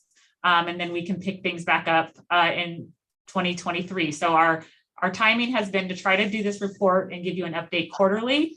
And then that provides an opportunity for you all to give us guidance and decide if we need to seek additional community meetings with stakeholders, and engage consultants. And so with that, if KCRT can bring up the slide deck, I will hand it over to Ms. White. Thank you, City Manager Curl. Appreciate it. So good evening, Mayor, Vice Mayor, and members of the City Council and the community. My name is LaShonda White. I am the Interim Director for Community Services, and I am happy to be able to present to you updates on cost recovery and revenue enhancement. And thank you, KCRT. So in recent years, many budget decisions were made to meet the primary goal of preservation of services, which necessitated the deferral of investments in staff, capital maintenance needs, long-term liability needs, and other outstanding issues and needs within the city of Richmond. So as the city of Richmond works towards the goal of responding to the financial impacts of COVID and moving towards fiscal sustainability and health, a list has been compiled of various cost recovery and revenue enhancement opportunities. And so that is what we are presenting tonight, and hoping to receive input from input to city staff from City Council. Next slide. So I briefly mentioned the goal, which is to help us move toward fiscal sustainability and health, and make sure we meet the needs of our community as well as our staff. But tonight we will go over a little bit of background so you can see where we have been, where we're going, as well as we will provide a brief overview of the revenue enhancement spreadsheet and our tracking mechanism. We'll talk about revenue options for fiscal sustainability. We'll mention a few ballot initiatives that are potential for the upcoming election, and then talk about next steps. Next slide. So this is not everything, and we're only going back to 2019. This is when a few city managers ago, we had a $7 million deficit, and we had lots of conversations with unions and staff and council about how we were going to deal with that deficit. And so a few months later, the mayor brought forth an agenda item, which provided, and council unanimously approved it, which provided direction to city staff to really begin to explore potential revenue enhancement and cost recovery measures. And you all provided some revenue generation recommendations to us, which we have included in the tracking mechanism, a tracking sheet that you will see. But then also in March of 2020, we got thrown COVID. So we had a state of emergency and we had additional budget issues. We thought we were having lower revenue than expected. Our numbers actually came out better than we had expected. And then in 2020, we also engaged with a consultant called Management Partners to help us develop a fiscal sustainability plan. And we've had a few presentations from that consulting group to talk about fiscal sustainability. So we'll talk about that a little bit later. Next slide, please. So focusing first on revenue enhancements, the list of revenue enhancements is comprised of recommendations from the mayor, city council members, adopted strategic priorities, management partners, the California Municipal Revenue Sources Handbook, and city staff. City staff reviewed past city council meetings and documents to help develop a list of proposed enhancement and cost recovery measures. And so what you see here on this slide, and it also is included as an attachment in the agenda packet, is a really large, thorough matrix of all of the cost recovery and revenue enhancement items that have been thought of. And so in order to track and respond to these recommendations, city staff created a document to track the progress of the revenue enhancement and cost recovery measures. And as I stated, this is included in attachment 1 if individuals want to see all that is listed within that. And it clearly outlines and tracks measures, each of the different measures, progress, who's leading in terms of city staff, the feasibility of implementation, and estimated time to implement, and amongst some other things. So it's a really great tool that we are using internally to really operationalize the different recommendations that are coming forth and to make sure we're all on the same page. It's a document that all department heads have access to, can see, we can continuously add to it. Currently, the document contains 47 enhancement and recovery items. Originally, it was 30 when we started. So we are continuously adding items and trying to get creative and innovative in terms of what we can do to bring in more revenue. The document is updated quarterly. We do have conversations about it in our directors meeting periodically. And as I stated, new strategies are added as opportunities become available, such as the CARES Act when it became available, as well as the American Rescue Plan Act. And the items in the spreadsheet are divided into 3 categories as seen here. So fees, administrative practices, things that are internal that we can do, as well as potential ballot measures. And we'll share a few potential ballot measures in the upcoming slides. Next slide, please. This just gives you a high-level snapshot of the number of total strategies that we have included in the spreadsheet, which is 47. And it tells you, and this is how we're tracking it, based on the 3 categories, if it's complete already, if it's in progress, if we're still exploring it and looking at it, and if we've decided that right now it's not the best option to implement. Next slide, please. So I'm going to move to options for fiscal sustainability.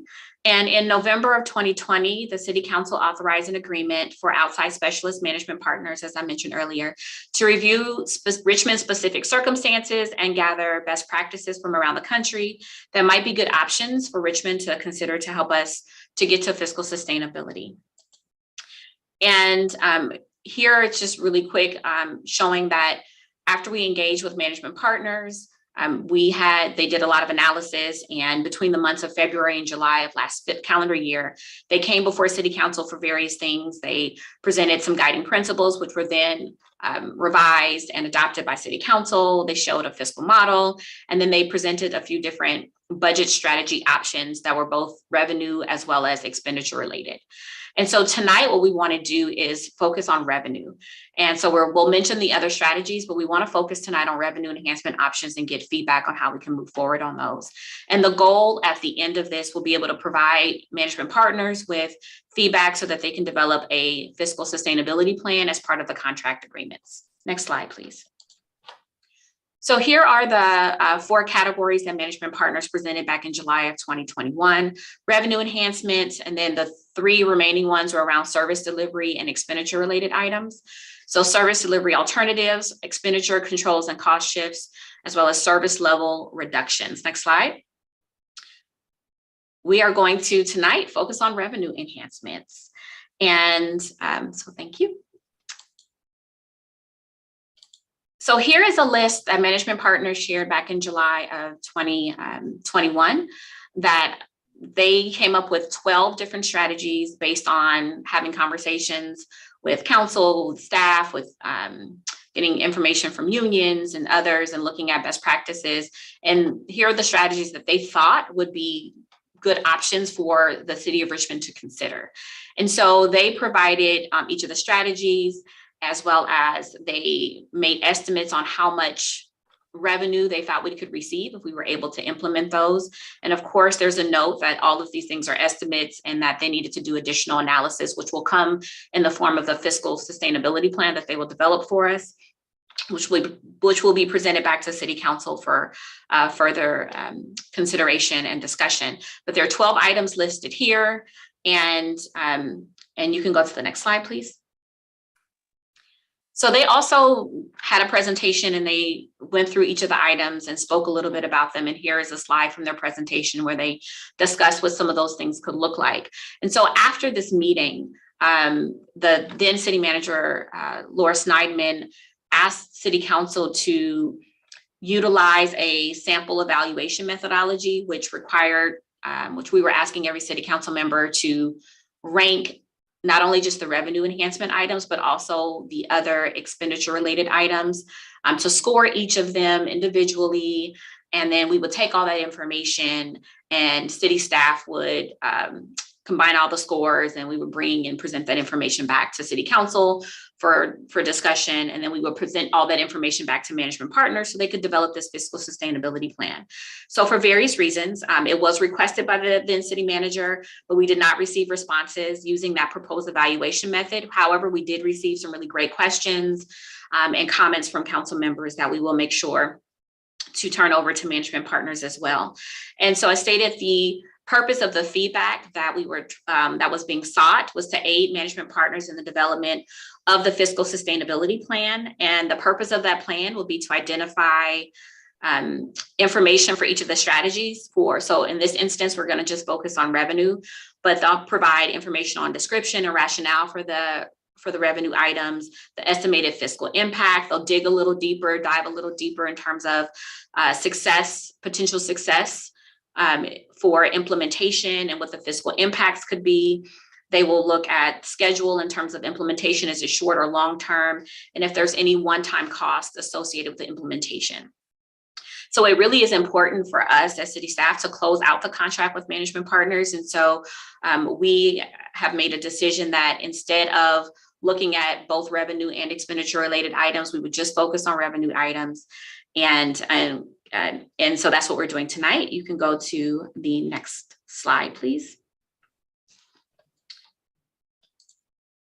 So in an effort to complete the plan and close out the contract with management partners, a few things were decided. Number one, as I stated, we would focusing on revenue, and that we would also include all the revenue items that management partners came up with and include those into the tracking sheet that I just mentioned. But we also decided that instead of coming back to city council asking for each of you to rank or score each of these revenue items, that instead each department director would analyze and rank each revenue option based on various factors from fiscal impact to ease of implementation. And so that is what we did. We all individually took time we had a few conversations in our department meetings about each of these items, and we utilized some of the information that management partners provided in terms of estimates, but we also individually could have had our own assessments and thoughts about different criteria. And so we individually ranked all 12 of the revenue items. And then you'll see here what the rankings are. We added all the rankings together. And so you can see of the 12, the first item that collectively directors thought we could move forward with, which higher on the priority list would be implementing a vacant parcel tax. And I know Samantha Carr as well as Shasta have come to city council previously to talk about that one. Also instituting a property or parcel tax for a specific purpose. And as an example, will be library services or another service that really is instrumental and essential for our community. Then you see raising utility user tax or increasing the transit occupancy tax. So this is the ranking list of the 12 from city departments. And we're asking for feedback tonight from city council on these items. If all of you are okay with these, then we will present this information to management partners for them to do a deeper dive, a deeper analysis, and come back with this information in the form of a implementation plan or fiscal sustainability plan that we can bring back to city council. Next slide, please. So potential ballot initiatives. So as shown of those 12 revenue items, and as well as in the revenue tracking sheet, there's a section for potential ballot measures. And of the 12, I think about half of those items are voter approved items. So we would have to take them back to the voters. And so we just wanted to highlight 2 tonight. And I stated we've already come before council in the past with the vacant parcel tax or vacant property tax. So Antonio Benuelos is available, I believe, still on this call. And if you have questions at the end, he can answer more specifics about both of these. And thank you to him for providing information. But as an example, if we wanted to get ready to go and place an item on the ballot to increase the utility user tax, here are some estimates of what that could look like if we increased it by 1%. And utility user tax is broken up into various categories. So telecommunications, video, gas and electricity, prepaid wireless. If you increased all of them by just 1%, it shows you here, we could bring in possibly an estimated $2 million in additional revenue. Next slide. So the half-cent sales tax, if we wanted to increase our sales tax, our current rate is 9.75, but we increase it to 10.5. We know that there are some things we'd have to think about in terms of being in part of Contra Costa County, and they just also increase the sales tax, but this could bring in millions of dollars in revenue if that's something we wanted to do. And something that Antonio thought was really important to highlight is that for the sales tax measure, 40% is paid by Richmond residents and then 60% is paid by non-Richmond or outside residents. And these are all approximates and estimates, but all of the money would go to Richmond's general fund for council to be able to utilize in the way that they wanted to. Next slide.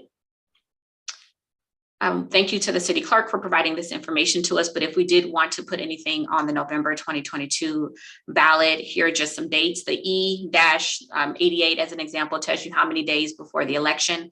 And so it just gives us a sense of what we would need to do and when we would need to do it by. Next slide. So next steps, just summarizing all of this, we are looking for feedback from council and community tonight. About the different revenue options that we have laid out. And if there are additional things that we should be thinking about, we want to collect all that information. As shared, want to submit that information to management partners so they can close out the last portion of their contract and provide us with a fiscal sustainability plan focused on for this revenue enhancement. And we felt like for the expenditure related items, we need to have a deeper discussion internally with council, city staff, unions, and community about how we could move forward with those expenditure related items. And then management partners would present the draft back to city council for review and input prior to finalization. They would finalize a sustainability plan based on council adoption. And then we would have some direction and continue to receive direction from city council about how to implement and operationalize the different revenue enhancement strategies. And next slide, just a reminder of what the recommended action is. Wanted to provide you with an update and receive any input if you have any for us tonight. Last slide is just opening it up for questions and thanking you all for your time. So city council members, do you have input? Councilmember Johnson. Yes, thank you, Director White, for that presentation. My question is around engagement of the management partners may or may not have done, because, you know, in order to get something, we can put it on the ballot, but it has to pass. And so, you know, our property taxes, residents already, you know, give us an earful about what the school district has already done to their property taxes. And we know the chamber and COI, they felt like they've already been dealt a raw deal. So I'm just wondering, have management partners had the opportunity to speak with, property owners, perhaps the RNCC and some of the other stakeholders, just to see like the possibility of making sure that we could all come together around some of these ballot measures and it not be as contentious as some previous ones? Thank you for that question. That's a really good question. So as part of their contract, there was, after we received feedback at this meeting from council, whatever, in terms of the different options, they were going to develop a draft fiscal sustainability plan and then bring that draft out and have at least one community meeting where we could get feedback from community members, stakeholders, businesses on the different options. And so that is still something that we would want to do. But outside of that, they have not done any outreach in terms of potential revenue enhancement items. Councilmember McLaughlin. Yes, thank you so much, LaShonda, for that presentation. Would you put the the presentation back up, the slide with the 12 rankings? So I can. KCRT, if you would be so kind. And I believe it's slide 14, KCRT.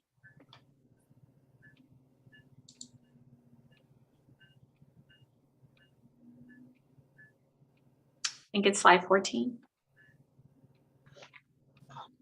Right there. Thank you. Okay, so I wanted to comment on a couple of things here. First of all, I think your first two are, great ideas. I definitely think, bringing in more money for or implementing a vacant parcel tax. I know we tried that in the past, and it would need a significant campaign to really make it work, because it wasn't working last time. I think last time it might have been a specific tax versus a general tax. I'm not sure on that, and needing 2/3 rather than 50% plus one. I know we discussed this recently, but I can't recall exactly. But I think some form of a parcel tax that we think will pass, and how we can get it to pass, is worth exploring. A parcel tax for library services seems to me something that would help us immensely. It would take away some of the burden from the monies that we currently provide for library services, and it would be in effect year after year. I think raising the utility users tax rates by 1% is a big mistake. I think our community is suffering post-pandemic. Current inflation, I don't expect that to go away anytime soon. And I think years ago, when the talk about raising the utility users tax was in play, it wasn't a good idea then. I definitely don't think it would be a good idea now. In terms of, would you go to the next slide that talked about different, yeah, okay. I don't understand this. So the cap provision, I assume you're talking, it's a cap provision that only Chevron utilizes. Is that correct? Is that what you're talking about, Antonio? Yes, in the municipal code, there's an option for any utility user taxpayer to pay the cap amount. This year is $26 billion. Obviously, Chevron's the only one that does it. Mm-hmm. So it's not, why are you saying it's based on 10%? Because it's based on a capped amount with some kind of an increase each year. Right. The calculation, there's a very specific calculation that comes out, and the calculation includes the rate at 10%. So if we were to increase it by 1%, that calculation would go to 11%. The issue is 11% of what, or 10% of what? It's an index. So it started many years ago. Whenever the item was started, it increases every year. There was a baseline that's included in the ordinance. So that baseline increases every year based on the ECI and based on the rate. The problem here is because of the tax settlement agreement, they would not get charged that cap amount. That's right. It would not. They have to pay the cap amount until the end of the tax settlement, which. Right. So you're saying it would go into effect 2026. However, after the tax settlement is over, the ordinance says that they have the option of paying 10% of their utility users tax or the capped amount. Correct. And they've always paid except for a couple of years. And the reason when you say the calculation is based on 10%, I thought, are you talking about 10% of their utility usage? Because we do not have Chevron's full utility usage. That has been the problem all along. The 2 years that they went to paying the 10%, they paid it only on their PG&E bill, when we know they do. And I know the mayor knows all about this because he analyzed it and we've had many discussions in the past. So when we talk about how much utility use that they use, we know that they are not willing to share with us their full energy usage because they call it proprietary information. So unless we were going to get that information, which years ago I really wanted us to get, and we had a consultant who was trying to get the information, and we would have had to take them to court to get that information. The council majority decided not to do that. So, but in this case, if we I don't know what that, if you're asking to increase the provision of the cap by 1%, I'm unclear on what that will do because it's not based on their full utility usage. It seems to be an arbitrary figure, maybe based on a base figure back when the cap was initially put into play. It would have to be figured out as to how the language of the ballot measure was, because it's not 1% additional of their full utility users usage. So I'm a little concerned about that. Plus, I know that we have we're going to be doing some discussions about just transition, and that may cause things to look a little different. So I'm concerned about that cap provision, but my more significant feedback is our community should not have to pay 11% of their utility uses in taxes. They already pay too much as it is, from what I've heard from residents and from what I personally experienced. So can we go back to the other slide one more time so I could just give you a quick sense of how I feel about the other measures? I guess it was slide 14, the slide right before this, KCRT. Okay, so I think, so if we skip over utility users tax, a transient occupancy tax, can you tell me what that is?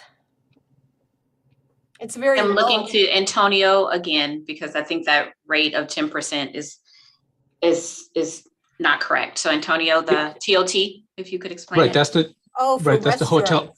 Yeah. No, hotel tax. I'm sorry. That's the hotel tax. Hotels. And it's That's right. currently at 10%, so it would have to be an increase above that amount. Okay, yeah, I didn't know about TOTs. I'm sorry, I said restaurant, I should have said hotels. Renegotiate ECIA with Chevron. I'm not sure what terms they would give, but if we could get good terms, yes. Increasing real property transfer tax. All of these other ones seem like good ideas to review, but I agree that the vacant parcel tax and the library services parcel tax and the TOT, as well as renegotiating with Chevron, if that could, yield something good. I'm not sure about this. I'm not sure about the property transfer tax. I would need more information, but that's my feedback at this point. Thank you. Okay, Councilmember Jimenez. Yeah, thank you for the presentation. I think for me, it's two things, like we need to implement Measure U. So we know how it's going to work, and I think like they can Measure U, and we want to get progressive taxes that alleviate the low income or small businesses and put the payment into the businesses that are doing well and the businesses that are making more money. So I think in that, I think like regressive taxes, like sales tax, 1%, raising the sales taxes or raising the 1%. I don't think is the way to go, but I will be interested to see the UUT more kind of like who is using more and how they can pay more, and how we small businesses and low-income communities can get a lower price, and it gets subsidized by the ones who make more. So I will be interested in something like that. Yeah, Chevron is not going to pay not even the taxes until 2025, but is worth looking at. This is a multi-million corporation that just is just released that is making a lot of profits this year and this quarter, and it still is no is fighting with his workers to have a fair contract, and fighting with the community to pay their fair share. So I will be interested in see what a fair utility user tax for Chevron and for kind of like companies that has a bigger use can pay more. I think, and then how that could be translated into lower prices for the rest. The vacancy tax is interesting, but it's like if we are looking, like I will be thinking about if it really is a revenue enhancement or not, or is more kind of like a way to incentivize these NT-LADs to be developed. I would like to see what will be the cost of really the putting that to work, that like doing the whole work that is needs to do, and how much that costs to the city versus the revenue that we are getting, and if that it makes sense or not. Like I don't think in terms of like what it is going to bring, and maybe what is going to cost us, if that will be an revenue enhancement. Councilmember Councilmember Jimenez, if I may. Yes. So on the vacant property or parcel tax, one of the things that while we were exploring that, we were conferring with code enforcement, and I think that you're asking some really important questions, and we will come back with additional information, because my understanding is that it's taking a longer period of time and more staff hours to get property owners to be compliant. And so this would actually be another, a carrot or a stick, however you want to look at it, for code enforcement to do the work they're already charged with. And at this time, code enforcement is not completely cost recovery. Community development is providing support because they're in that overall department. And so what we were thinking about is an opportunity to reduce blight and provide staff with resources to help mitigate and make their work easier, because then it would be clear that they would have another way to tackle this issue. But I would be happy to work with Ms. Velasco and Ms. Mann to come back with additional information for the council's consideration on the cost component and what could potentially be achieved. Okay, thank you. And then just kind of like another comment is, I think like services, like we should be looking at opening more services and giving more services for our low-income communities. So the idea of like charging more for some of the recreational facilities, so that is not in the venue or in the way of thinking about how we can support the youth and or low-income communities to have more access to services. So I think like for me is that if you look at some way of UUT in a way that it put like the bigger users pay what they use, and with that, if that could help to alleviate the price or the percentages that low-income communities are paying, that would be great. Thank you. Thank you.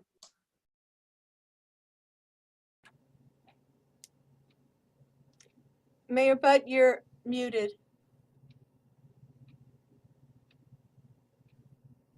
Thank you. Other council members have comments. I've got a few. I think it's important when we look at revenue enhancement that we make it clear to everyone what we need it for. And I'm not suggesting that, you know, sometimes when you do a ballot measure, you have an option of it being a general measure or a directed measure. And I'm going beyond that. I'm saying that I think we need to be clear to everyone why we actually want additional revenue. It doesn't mean that we're necessarily committed to use it there, but I mean, for example, I've been asking for several months, what would it actually cost additionally to clean Richmond up? Now, you know, we saw a presentation by the Public Works Director tonight, and it's almost astounding. I mean, he showed us where they collected 100 tons of trash in these neighborhood cleanups, and he showed me where they collected another 80 tons from other places. But you know, that's a huge amount. It's staggering. But at the end of the day, as Nat Bates reminded us, the city's still not cleaned up. So there's some level of cleanup between what we're able to afford now and what people really want. And so I think that's an example of how we need to define a need and put a budget on it. And when people ask us, well, why are you enhancing revenue? We can say, because we have this specific need. And so I think that's important. I think some of these areas, I'm not sure why they keep showing up. I think they're a waste of time. And maybe you guys can explain it later. You don't need to do it now. But for example, the port, you know, all of our port land is designated port priority area. And we're very limited by the San Francisco Bay Plan, what it can be used for. We can't take an area now that we're parking cars on and turn it into condominiums, you know, or offices or something else. You know, it's very limited what you can do in a port priority area. So if people have some ideas about how we can transition from a low income port priority use to a high priority port priority use, then that's worth talking about. But I haven't seen any specifics. Cost recovery. You know, we're very limited by state law what we can do in terms of cost recovery. You can't recover any more than what it costs. And if we're not, we just adopted a fee schedule that's supposed to reflect, you know, the latest analysis of what it costs us to do business in Richmond. And, you know, are we missing something here? Are we undervaluing these services? If so, Mayor, but I think we have been historically, so that we're going to try to get on a regular schedule. Okay. So that doesn't happen anymore. But I think historically we've been slow. So we're going to try to pick it up. We just adopted a schedule tonight. Are you telling me it's out of date even before we adopted it? I'm saying that it should have come to you ideally much sooner, and that what we should have been able to capture this year was not obtained because we're in May of this fiscal year now. And so as part of the finance department's regular schedule of things they have to do, like we have different LLCs and they have to file taxes, they're going to have the fees, implementing the master fee schedule and implementing other things on a schedule. And so they have a regular time that they occur. And so they're not one-offs when people get around to it. And I think this is what happens when you have a big reduction in staff and finance, is that unfortunately people are not able to get to these things as quickly as we would like. And so we're just flagging for you that we need to be more diligent in the development services and the entitlement review to make sure that there aren't any subsidies. Well, there are downsides to it, but you know, if you've got staff shortages that are, you know, that never go away, you can always hire a consultant to do something like this on a one-off. And I think you do that. I mean, doesn't a consultant do the studies for our?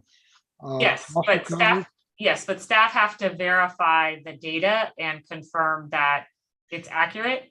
But your point is well taken. Yeah, I mean, you can always pay somebody to do that kind of thing. And then, you know, there's also a line item on there for recreation services. And, you know, I've been in this for years, and everybody complains about recreation services cost too much. And we just went through a process of actually lowering some fees under the partnership model, where users of ball fields, get a break on fees because they're providing services for the city in general or for young people. And I just don't think there's a lot. There's just not a lot of low-hanging fruit there.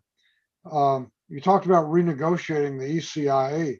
I mean, I don't know how you do that. The reason we were able to negotiate an ECIA is that Chevron needed something from us, and we wanted something from them, and we struck a deal. But right now, they don't need anything from us, and so we got no bargaining leverage. If we had some, sure. And then the surplus properties, we just went through a process in the last 2 years of inventorying every surplus property we have, and we came up with a process for putting them out. We advertised them and put them out there, and people aren't exactly lining up to buy them. So I'm not sure what we can do extra there. And then finally, I think the glaring omission in all of this has been the prospect of revenue from economic development. I know this council doesn't like economic development, doesn't like business, but it's something we ought to be talking about. Businesses are what pay all these taxes. And if you can attract more businesses to Richmond and get people to come here and build and develop and hire people and pay taxes, that's your best source of revenue out there. And then finally, I guess that kind of introduces my biggest complaint that you've heard many times. We adopted a business tax, but the process was really flawed. And what happened was, instead of working with the community to come up with something that had widespread support, city staff went and basically handed the whole project off to Lift Up Richmond, which is essentially SEIU.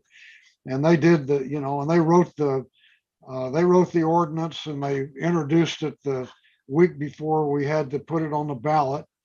And people have been complaining about it ever since. And it's just a bad example of how to do something like this. You want community support. And people would say, well, it passed with a 60% vote. Well, that's fine, but it passed because all the people who don't have businesses voted for it.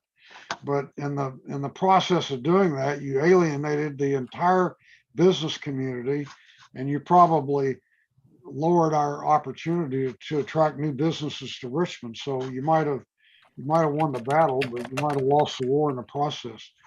So those are my suggestions. Are there any other comments from city council members?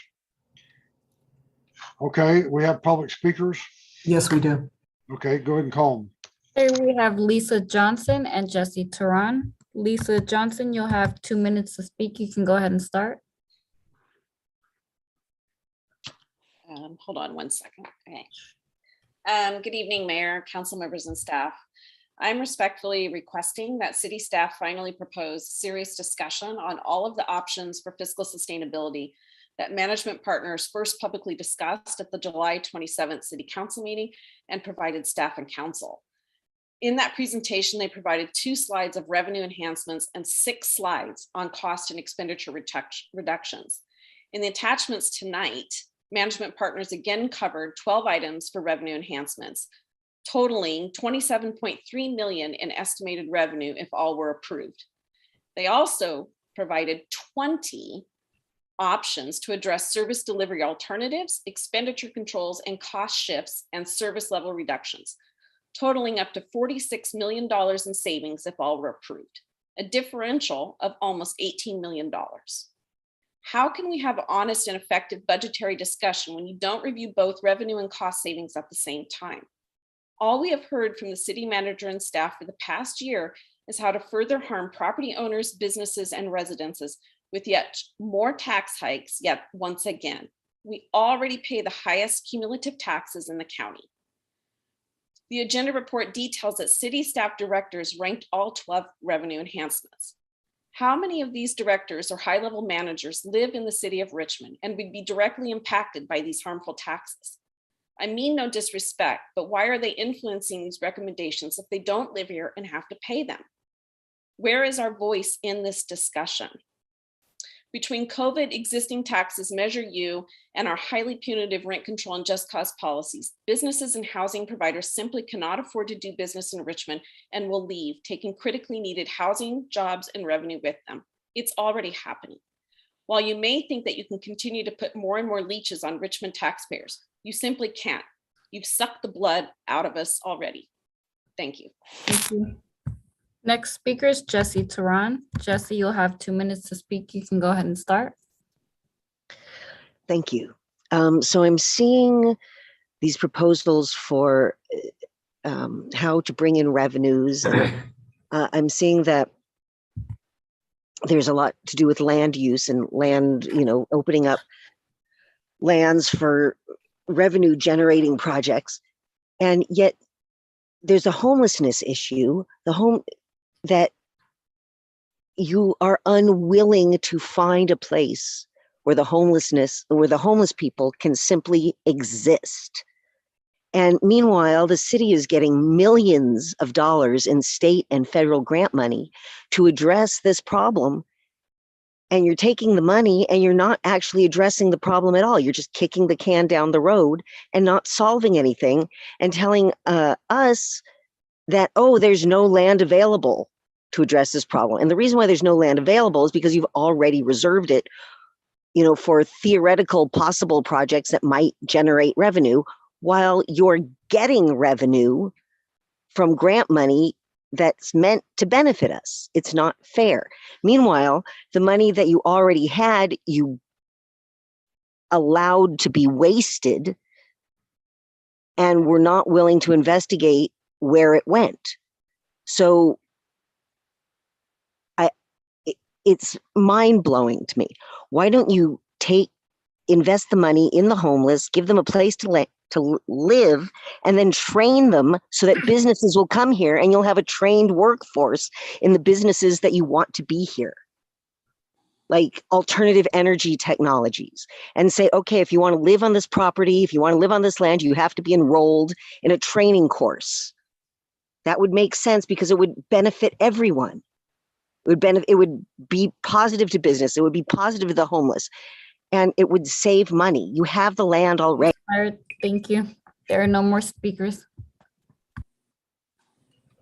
Okay, there are no more speakers. Councilmember Bates, you got a hand up? Go ahead. Yes, I can fairly accurately state that during my 4 or 5 decades on the council, I've never appreciated sticking it to the taxpayers with taxes.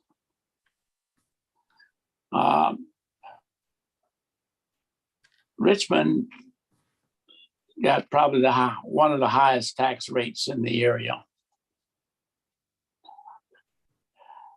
case example, you want to stick it to the people who own a lot for cleanup. Stop and analyze it. If you own a lot, you're not the one who's putting trash and garbage on the lot. It's the residents either from Richmond or the surrounding community. Why should you be penalized for something that you're not responsible for? In respect to the utility tax, I do agree. I'm happy to hear Councilmember McLaughlin stating opposition to the utility tax. It affects a large number of citizens in that community. Property tax. Tom, you're right. There's only two ways that you can generate significant revenue is through development of homes and upscale housing that creates and bring in a significant amount of revenue, and your business community. Look at your business tax. It will tell you. Sasha just indicated there was an interesting increase in the sales tax. If you don't show respect to the business community and they start leaving, there go your sales tax. And I'm willing to bet that the way you utilize this U-tax, the sales tax is not going to be as great as what it was today, this year, because businesses are leaving the city of Richmond and they're taking their tax bases with them. The other point, how can you not look at the potential development of Point Malati that will bring in thousands, millions of dollars, not only in the sale of the property, but the development of the property? Zeneca is another one. The sale of those properties. I will say that my tax bill is in excess of $15,000 a year. And I'll tell you this, people who don't pay property tax can care less. And lastly, if you're gonna do anything in terms of tax, include the people that are gonna pay it. Don't just arbitrarily say, hey, we're sticking it to you, this and that. Get with the Chamber of Commerce, get with the Council of Richmond, get with the neighborhood councils, hear what they've got to say. They are regular taxpayers, just like you and I. Don't just arbitrarily move and stick it to it. And the last point, and this is a key point. For years, I have argued for a staff evaluation. Find out what every staff member is doing. A case in point, during the COVID, we were almost inoperable. During the COVID, there were people that were ill. There were people who were laid off. There were people that we lost in terms of numbers, yet the city still functioned. What does that tell you? We lose, and I hear you talk about we're down 20 to 100 some employees, yet the city continues to function. Why is that? Because we haven't done a complete evaluation of every job and the necessary, do we need it? Do we not need it? Can it be consolidated or what? We have not done a job analysis. So it suggests to me that if you can operate with 100 less employees today, you probably don't need them. So that's my position. And I'm not voting for anything that relates to a tax unless it is provided, given an opportunity for the stakeholders that are going to be affected to be part of the recommendation. Thank you. Okay, we've heard from council members. We've heard from the public. We don't have any more public speakers, do we? No, we do not. Okay, so let's move on to the last item on the consent calendar, item 01B. Thank you, Council. Item 01B is to approve a second amendment in the amount of $215,000 to a legal services agreement with the law firm of Myers Nave LLP for a total amount not to exceed $300,000. Appropriate $215,000 from the general fund to pay for the second contract amendment and ratify the first amendment executed by the vice mayor and authorize the vice mayor to execute the second amendment and any other necessary documents. So, Mr. Mayor, I'll give this report. This is the contract with Myers Nave that was entered into in November of 21 to deal with what we call the butt litigation. In this matter, it was basically over an issue of attorney-client privilege with regards to some materials that the city attorney, the prior city attorney, had communicated to the council, and which the mayor felt needed to see the light of day, and so he included them in his e-forum publication. The city council authorized the lawsuit with Myers Nave. Initially, there was a $10,000 contract entered into by the city attorney. There was an amendment to that $10,000 contract, which increased the contract to $75,000.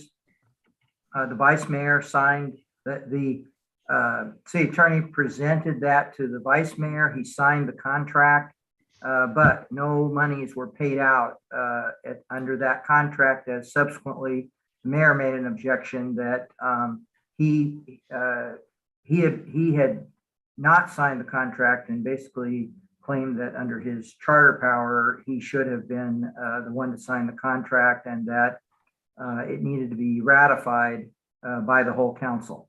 So that's one issue before us tonight. Myers Nave has not been paid. The city actually, through Myers Nave, Deborah Fox obtained a temporary restraining order and a preliminary injunction, wherein the judge agreed with the city council's position that these materials were privileged and only the council could waive that privilege. However, the preliminary injunction is just one step in the proceeding. You would proceed on to get a permanent injunction. The legal counsel for Mr. Butt, for the mayor, actually pursued an appeal. That was rejected, but there is the opportunity of pursuing an appeal with regards to the preliminary injunction. And there are various other legal actions that would occur before this matter would be exhausted. So even though the city did obtain a victory at the trial court level, if the matter is fully litigated, it could continue on for quite some time, probably past the period of time that the mayor remains on the council. Meanwhile, the two items that have been posted, the mayor has not taken them down. They've been out in the public since November, so they're fully known to the public. With regards to the contract, as I said, there was an amendment to provide $75,000. Myers Nave actually, at this point in time, has incurred $226,000 in expenses that have not been repaid. So that means the full amount of the $75,000 for the First Amendment, and that beyond that, there needs to be a Second Amendment to pay the remainder of the $226,000 that has not been reimbursed. So the requested amendment at this point in time would take the total expense up to something like $290,000. When I came on board as legal counsel, I became aware that the city has a very extensive set of litigation matters, not only matters that are currently being litigated, but also matters that are where there's a threat of litigation. I'm sure the whole community knows of the conflicts over Point Melati, which has the potential to become a litigation matter. There's been about $1 million spent in litigation, not with the Point Melati developer, but over the CEQA and other issues on Point Melati. Last year, the city's outside legal counsel budget was $5 million. So this city has a quite extensive litigation load. You just heard the budget presentation and the lengths to which the staff is going to find revenue raising measures to try and deal with the budget deficiencies. I think you've heard that there's a large number of unfilled vacant positions, and you have some of your labor units that have gone many years without increases. And in the negotiations that we're facing now, there are very strong positions with some justification being taken by your bargaining units to get cost of living and equity enhancements in terms of their positions. So there's everybody here knows that the city has plenty of financial challenges. In this vein, it became pretty apparent to me that that the money we were spending on this, basically the $226,000 to deal with 2 postings on the e-forum, and again, even with the victory secured to date, with the extensive potential for litigation, I felt there needed to be an effort to try and settle this matter, even though I think that both sides to this dispute have a sincere belief in the rightness of their position. And I'm not going to take a side on that. I think that the positions on both sides are sincerely held. But I feel, in terms of being your legal officer at this point in time, this is not a wise use of your resources. And accordingly, through Mr. Mayor Butt's legal representative, Daniel Butt, I've worked extensively to try and find a solution to all of this. And I've suggested a number of things to talk about in the staff report, but the mayor and the mayor's made statements publicly at the council meeting that I think everyone's heard. The mayor says that he is not going to enter into a settlement agreement. He's not going to do anything to settle this dispute. And he thinks that the council's position was wrong, and he's going to continue fighting it. So under all of this, I bring to you this contract amendment. I think the council needs to ratify its decision on the First Amendment that Vice Mayor Johnson took appropriate action in signing that contract, and that the $75,000 under that contract should be paid. And I think that you need to approve the Second Amendment to pay for the services that have been rendered. But I recommend that we basically take action to drop these proceedings and not go farther litigating this matter. And your outside counsel, Deborah Fox, disagrees with my recommendation. She thinks that there are things the mayor could do to go after attorney's fees and take other actions. And so I'm aware of that, and I've passed that on to you, but I do not, that's not my recommendation. I think we should just put an end to this and stop spending money on this matter. Yes, I see a question. Okay, questions or comments from council members? Councilmember Johnson. I mean, this is something that my colleagues and I have already came to the conclusion of. I'm not sure why it's been presented as if we haven't already talked about ending this whole matter and moving forward. So, I mean, I think we all agree that services that have already been rendered need to be paid for.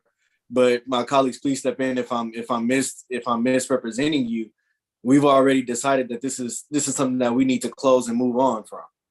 Well, I appreciate that, and that is direction that you gave me in closed session. I thought this is a matter of public interest, and so I thought I should give a complete report on how we've gotten to this point. So I'll move the item. Just because it's 10:55, and I see my I second that. I understand. And that includes both the ratification of the prior agreement as well as the Second Amendment. Yes. We do have public speakers. And we got some hands up. So Councilmember Bates, go ahead. Well, as most of you know, I never voted for this item in the first place. I thought it was quite vindictive, directed at the mayor, and pretty uncalled for. There's certain things as freedom of speech. But to pay $250,000 of taxpayers' dollars is about the most idiotic thing I've heard and seen during my career. That was a waste of taxpayers' dollars, simple as that. And then at one point suggesting that you appeal it and take it further. I don't know if you guys know anything about the court system, but I can tell you right now, this case probably wouldn't be heard until probably 2024, long after Tom is gone, and we still paying on something that you started in the first place. It just simply was idiotic. We should have just let it go. Everybody know Tom used the e-form. Don't read it. That's not, you act like it's a Wall Street or the San Francisco Chronicle. There's not that many people read it. Tom knows that. He's got about maybe 100 or 200. But to spend $250,000 on something that is sort of irrational and uncalled for does not speak well for an elected body who's supposed to be representing the citizens and supposed to be protecting their taxes that they contribute to this city. So I'm not voting for the payment of anybody. So you probably got your votes. You started it. You should have your votes to finish it. Councilmember Jimenez, you have a hand up. Did you want to say something? Yeah. Just a second. Okay, go ahead. I second that, and I wanted to say, the whole thing here is about somebody like the mayor sending information that should not be should have not be sent out. And the judge gave us the reason, like the city did this, and we thought that it was a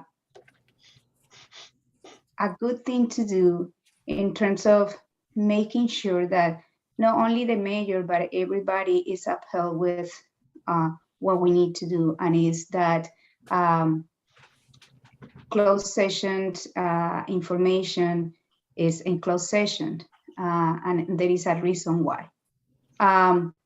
But what we are seeing here is a case of white privilege, and how a person who has the means to pay and has a son that can represent, he can go and make the city to be in this forever. And we decided that it's time to just stop here, that we did our part, trying to make sure that nobody can do it. But the example that the mayor is putting is that everybody can do whatever they want, breaking whatever, and it's fine as long as you are a white male that has money to pay these fees. My question to Dave is, can you, because this is not something that we decided today. We had been discussing this, and we tried to settle before, but neither the mayor nor his son, who is representing him, wanted to do it. So the idea that we are spending money here is also out of context in terms of that the one who wants to fight and he will love to continue this fight is the mayor. And I just want to make sure that people understand that this is not something that we discuss and come out with this solution right now. We were trying to do this Excuse me for a second, Councilmember. It's 11 o'clock.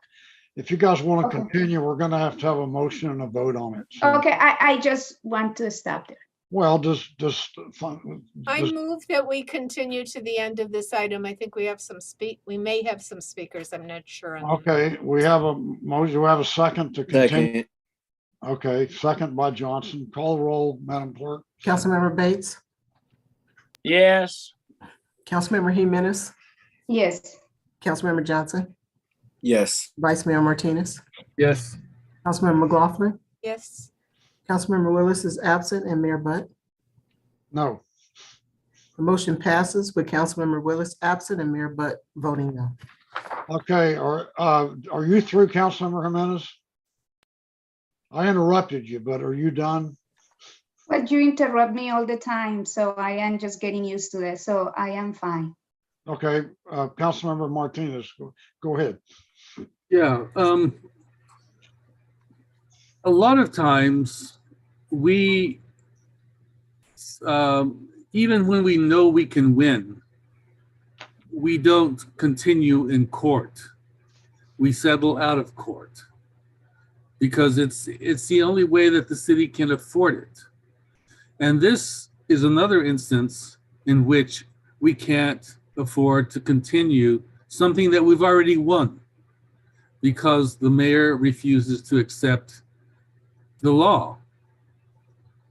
So it's really unfortunate, and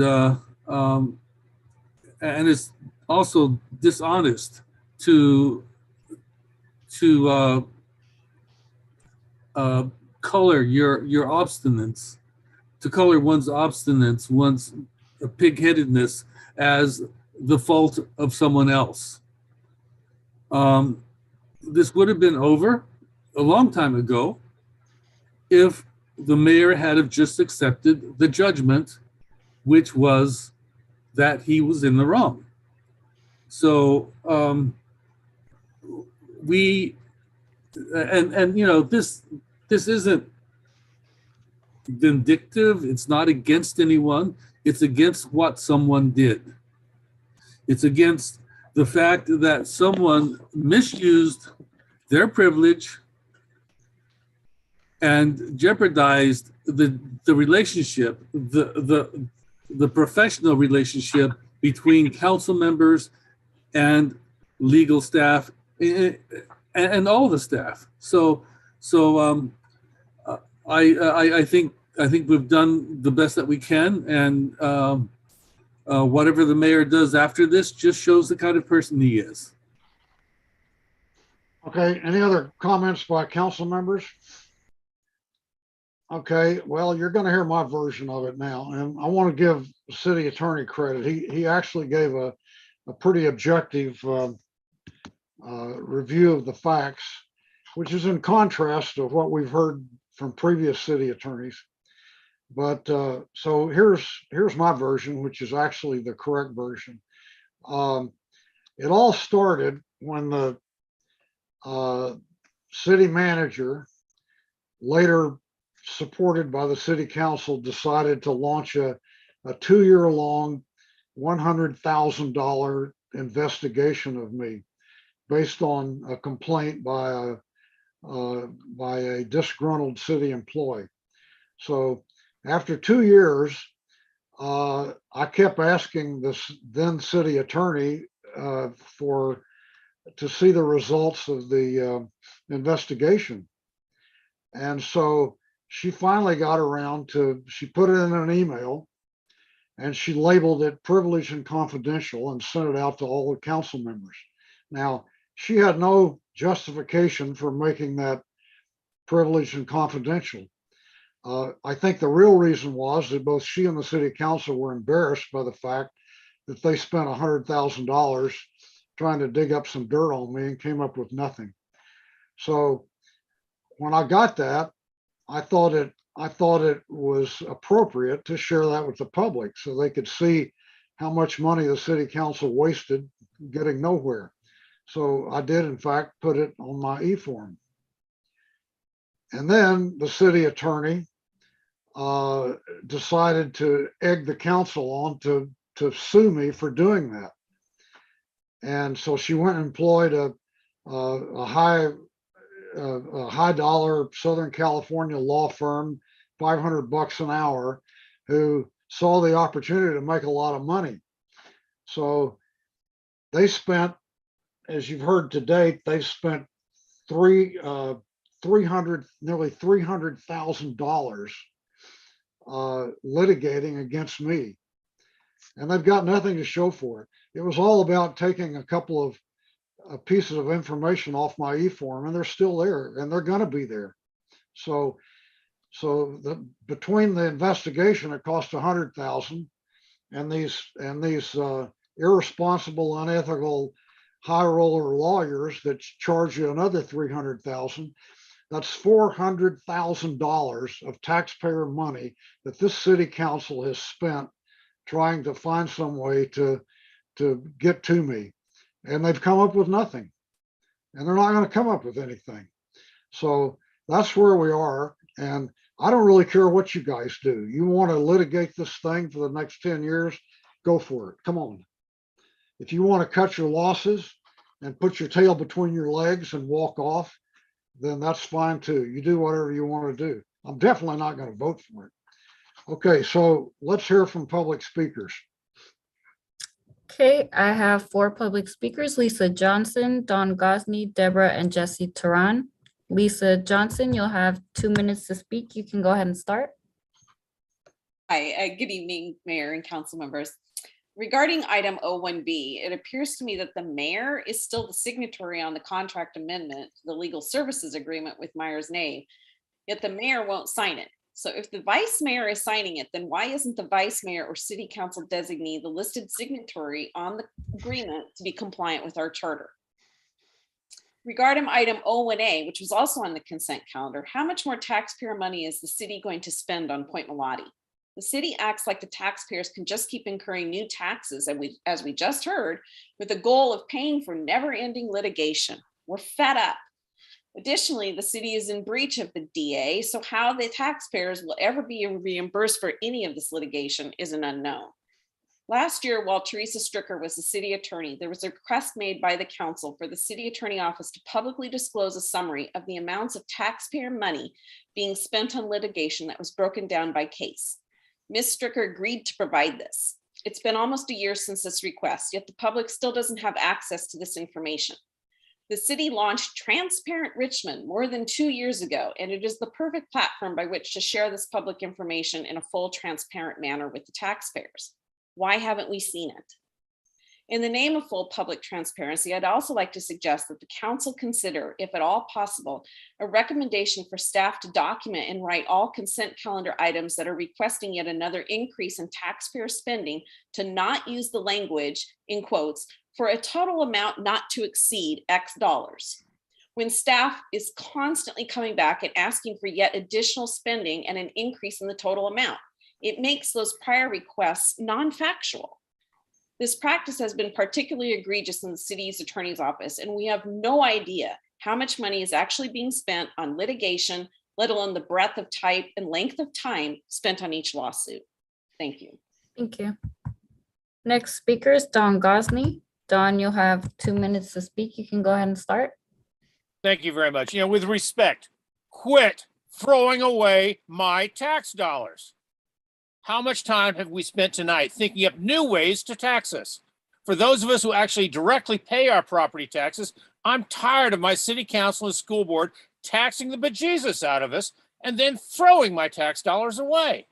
Listen to your city attorney. Deny this contract amendment. Pretend for a moment that this is actually your money, and then ask how much more of your money you're willing to flush down the toilet. Put a stop to this wasteful expenditures of my tax dollars.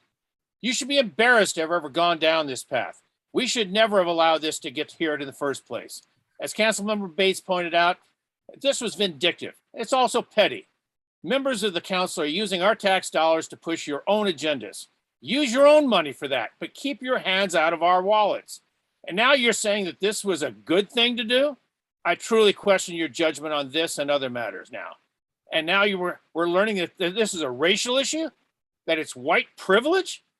Oh my God, what's wrong with you people? Now you've crossed a line that should never be crossed. I'm tired of the racist policies of this council and their appointees. You are not representing me, and I suspect that you are not representing most of the city. Just curious also, how many city employees could we have hired with the funds used for this folly? Thank you. Thank you. Next speaker is Deborah. Deborah, you'll have 2 minutes to speak. You can go ahead and start. Yes, good evening. I'm sitting here listening to this conversation, and I have to say, it really brings me to tears because it makes me wonder in the future if we'll ask, what is the price tag for democracy? What's the price tag for truth? What's the price tag for integrity? Because I hear people talking about the amount of money that we're spending on pursuing those things at a time when truth and integrity and democracy are under assault at every turn, at every corner. I'm here because I care about the future of the children that I helped to raise and what kind of country we're leaving for them.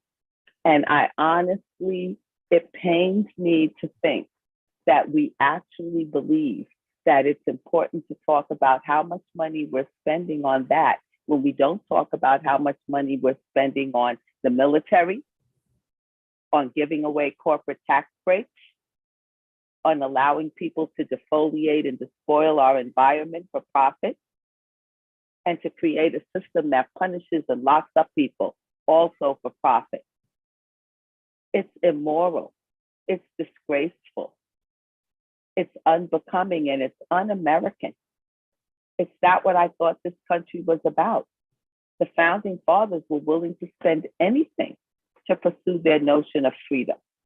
They were willing to go into debt to make us a country that could actually grow and thrive. But if we allowed the conversations that I'm hearing tonight to predominate, we wouldn't have done any of those things because it cost too much. I yield my time. Thank you. Next speaker is Jesse Tehran. Jesse, you'll have 2 minutes to speak. You can go ahead and start. Thank you.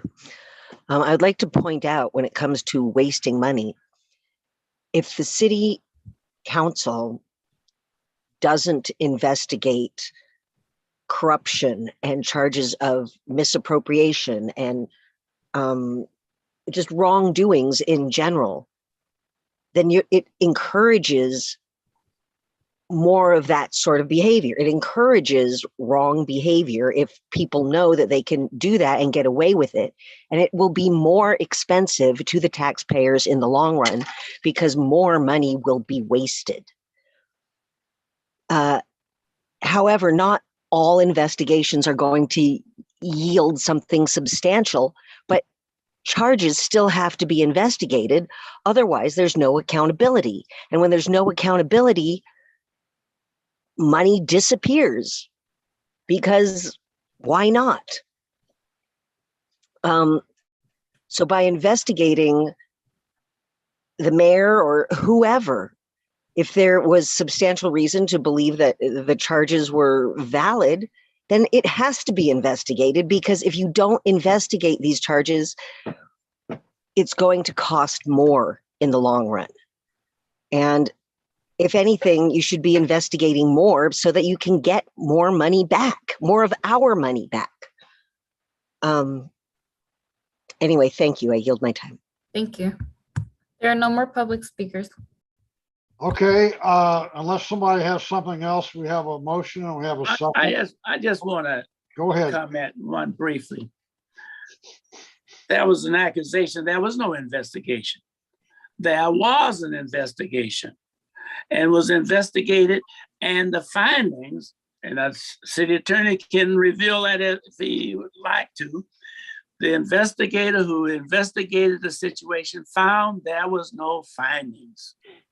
And then this council took it up to take it further. Now, Mr. Alshire, am I correct that the city did an internal investigation with an investigator prior to this thing going to the court? Yes, there was an independent outside investigator of the charges concerning the mayor. This what did, as the mayor said, went over a period of time because each charge was investigated and found without merit, and then another charge was filed. But at the end, none of the 5 charges resulted in any finding of wrongdoing. Well, thank you very much. I just wanted to clear that up to the public. Okay, I think it's time to vote. One moment, but I think like it's. Okay. Yeah, I think it's good. Go ahead, Councilmember Jimenez. Okay, thank you. I think it's good to clarify because you are mixing 2 things. So there were some things that an internal investigation was done because staff was, because the mayor got involved in some things that one staff member was saying, and that was investigating. But this part is different. It's about the mayor breaking his agreement to the closed session as any city council. So it's just like just don't be like trying to give alternative facts to this. So please. Well, if you guys think I did something wrong, call the question. Why don't you go ahead and keep As litigating? the motion maker, please call the question. Okay, let's vote on this, Madam. And to be extremely clear, my motion is to approve the Second Amendment in the amount of $215,000 to a legal service agreement with the firm of Myers Nave LLP for a total amount not to exceed $300,000, appropriate $215,000 from the general fund to pay for the second contract amendment, ratify the First Amendment executed by the Vice Mayor, and authorize the Vice Mayor to execute the Second Amendment and any other necessary documents. Could you identify the total amount of money that? I did during my motion. Okay, motion by Johnson, second by Jimenez. Call the roll, Madam Clerk. Councilmember Bates? No. Councilmember Jimenez? Yes. Councilmember Johnson? Yes. Vice Mayor Martinez? Yes. Councilmember McLaughlin? Yes. Councilmember Willis is absent, and Mayor Butt? No. The motion passes with Councilmember Bates and Mayor Butt voting no, and Councilmember Willis is absent. Okay, I think we've come to the end of our agenda unless somebody has something pressing. I'd like to ask that the meeting be adjourned. You can do that. I'd like to ask that the meeting be adjourned in the memory of Mrs. Evelyn Owens, who was a longtime citizen and resident in the Hilltop area. Her husband, who preceded her death, was an outstanding barber in the community. So the family had long ties in Richmond and contribute a significant amount to our community. So condolences to the Owens family. Thank you. Okay, Councilmember Johnson, go ahead.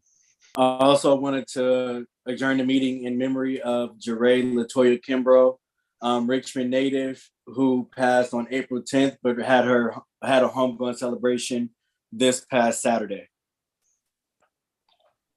Okay, any other memorials? Okay, with that, we are adjourned. Night. Good night. Right. Good night. Good night. Night. Nat?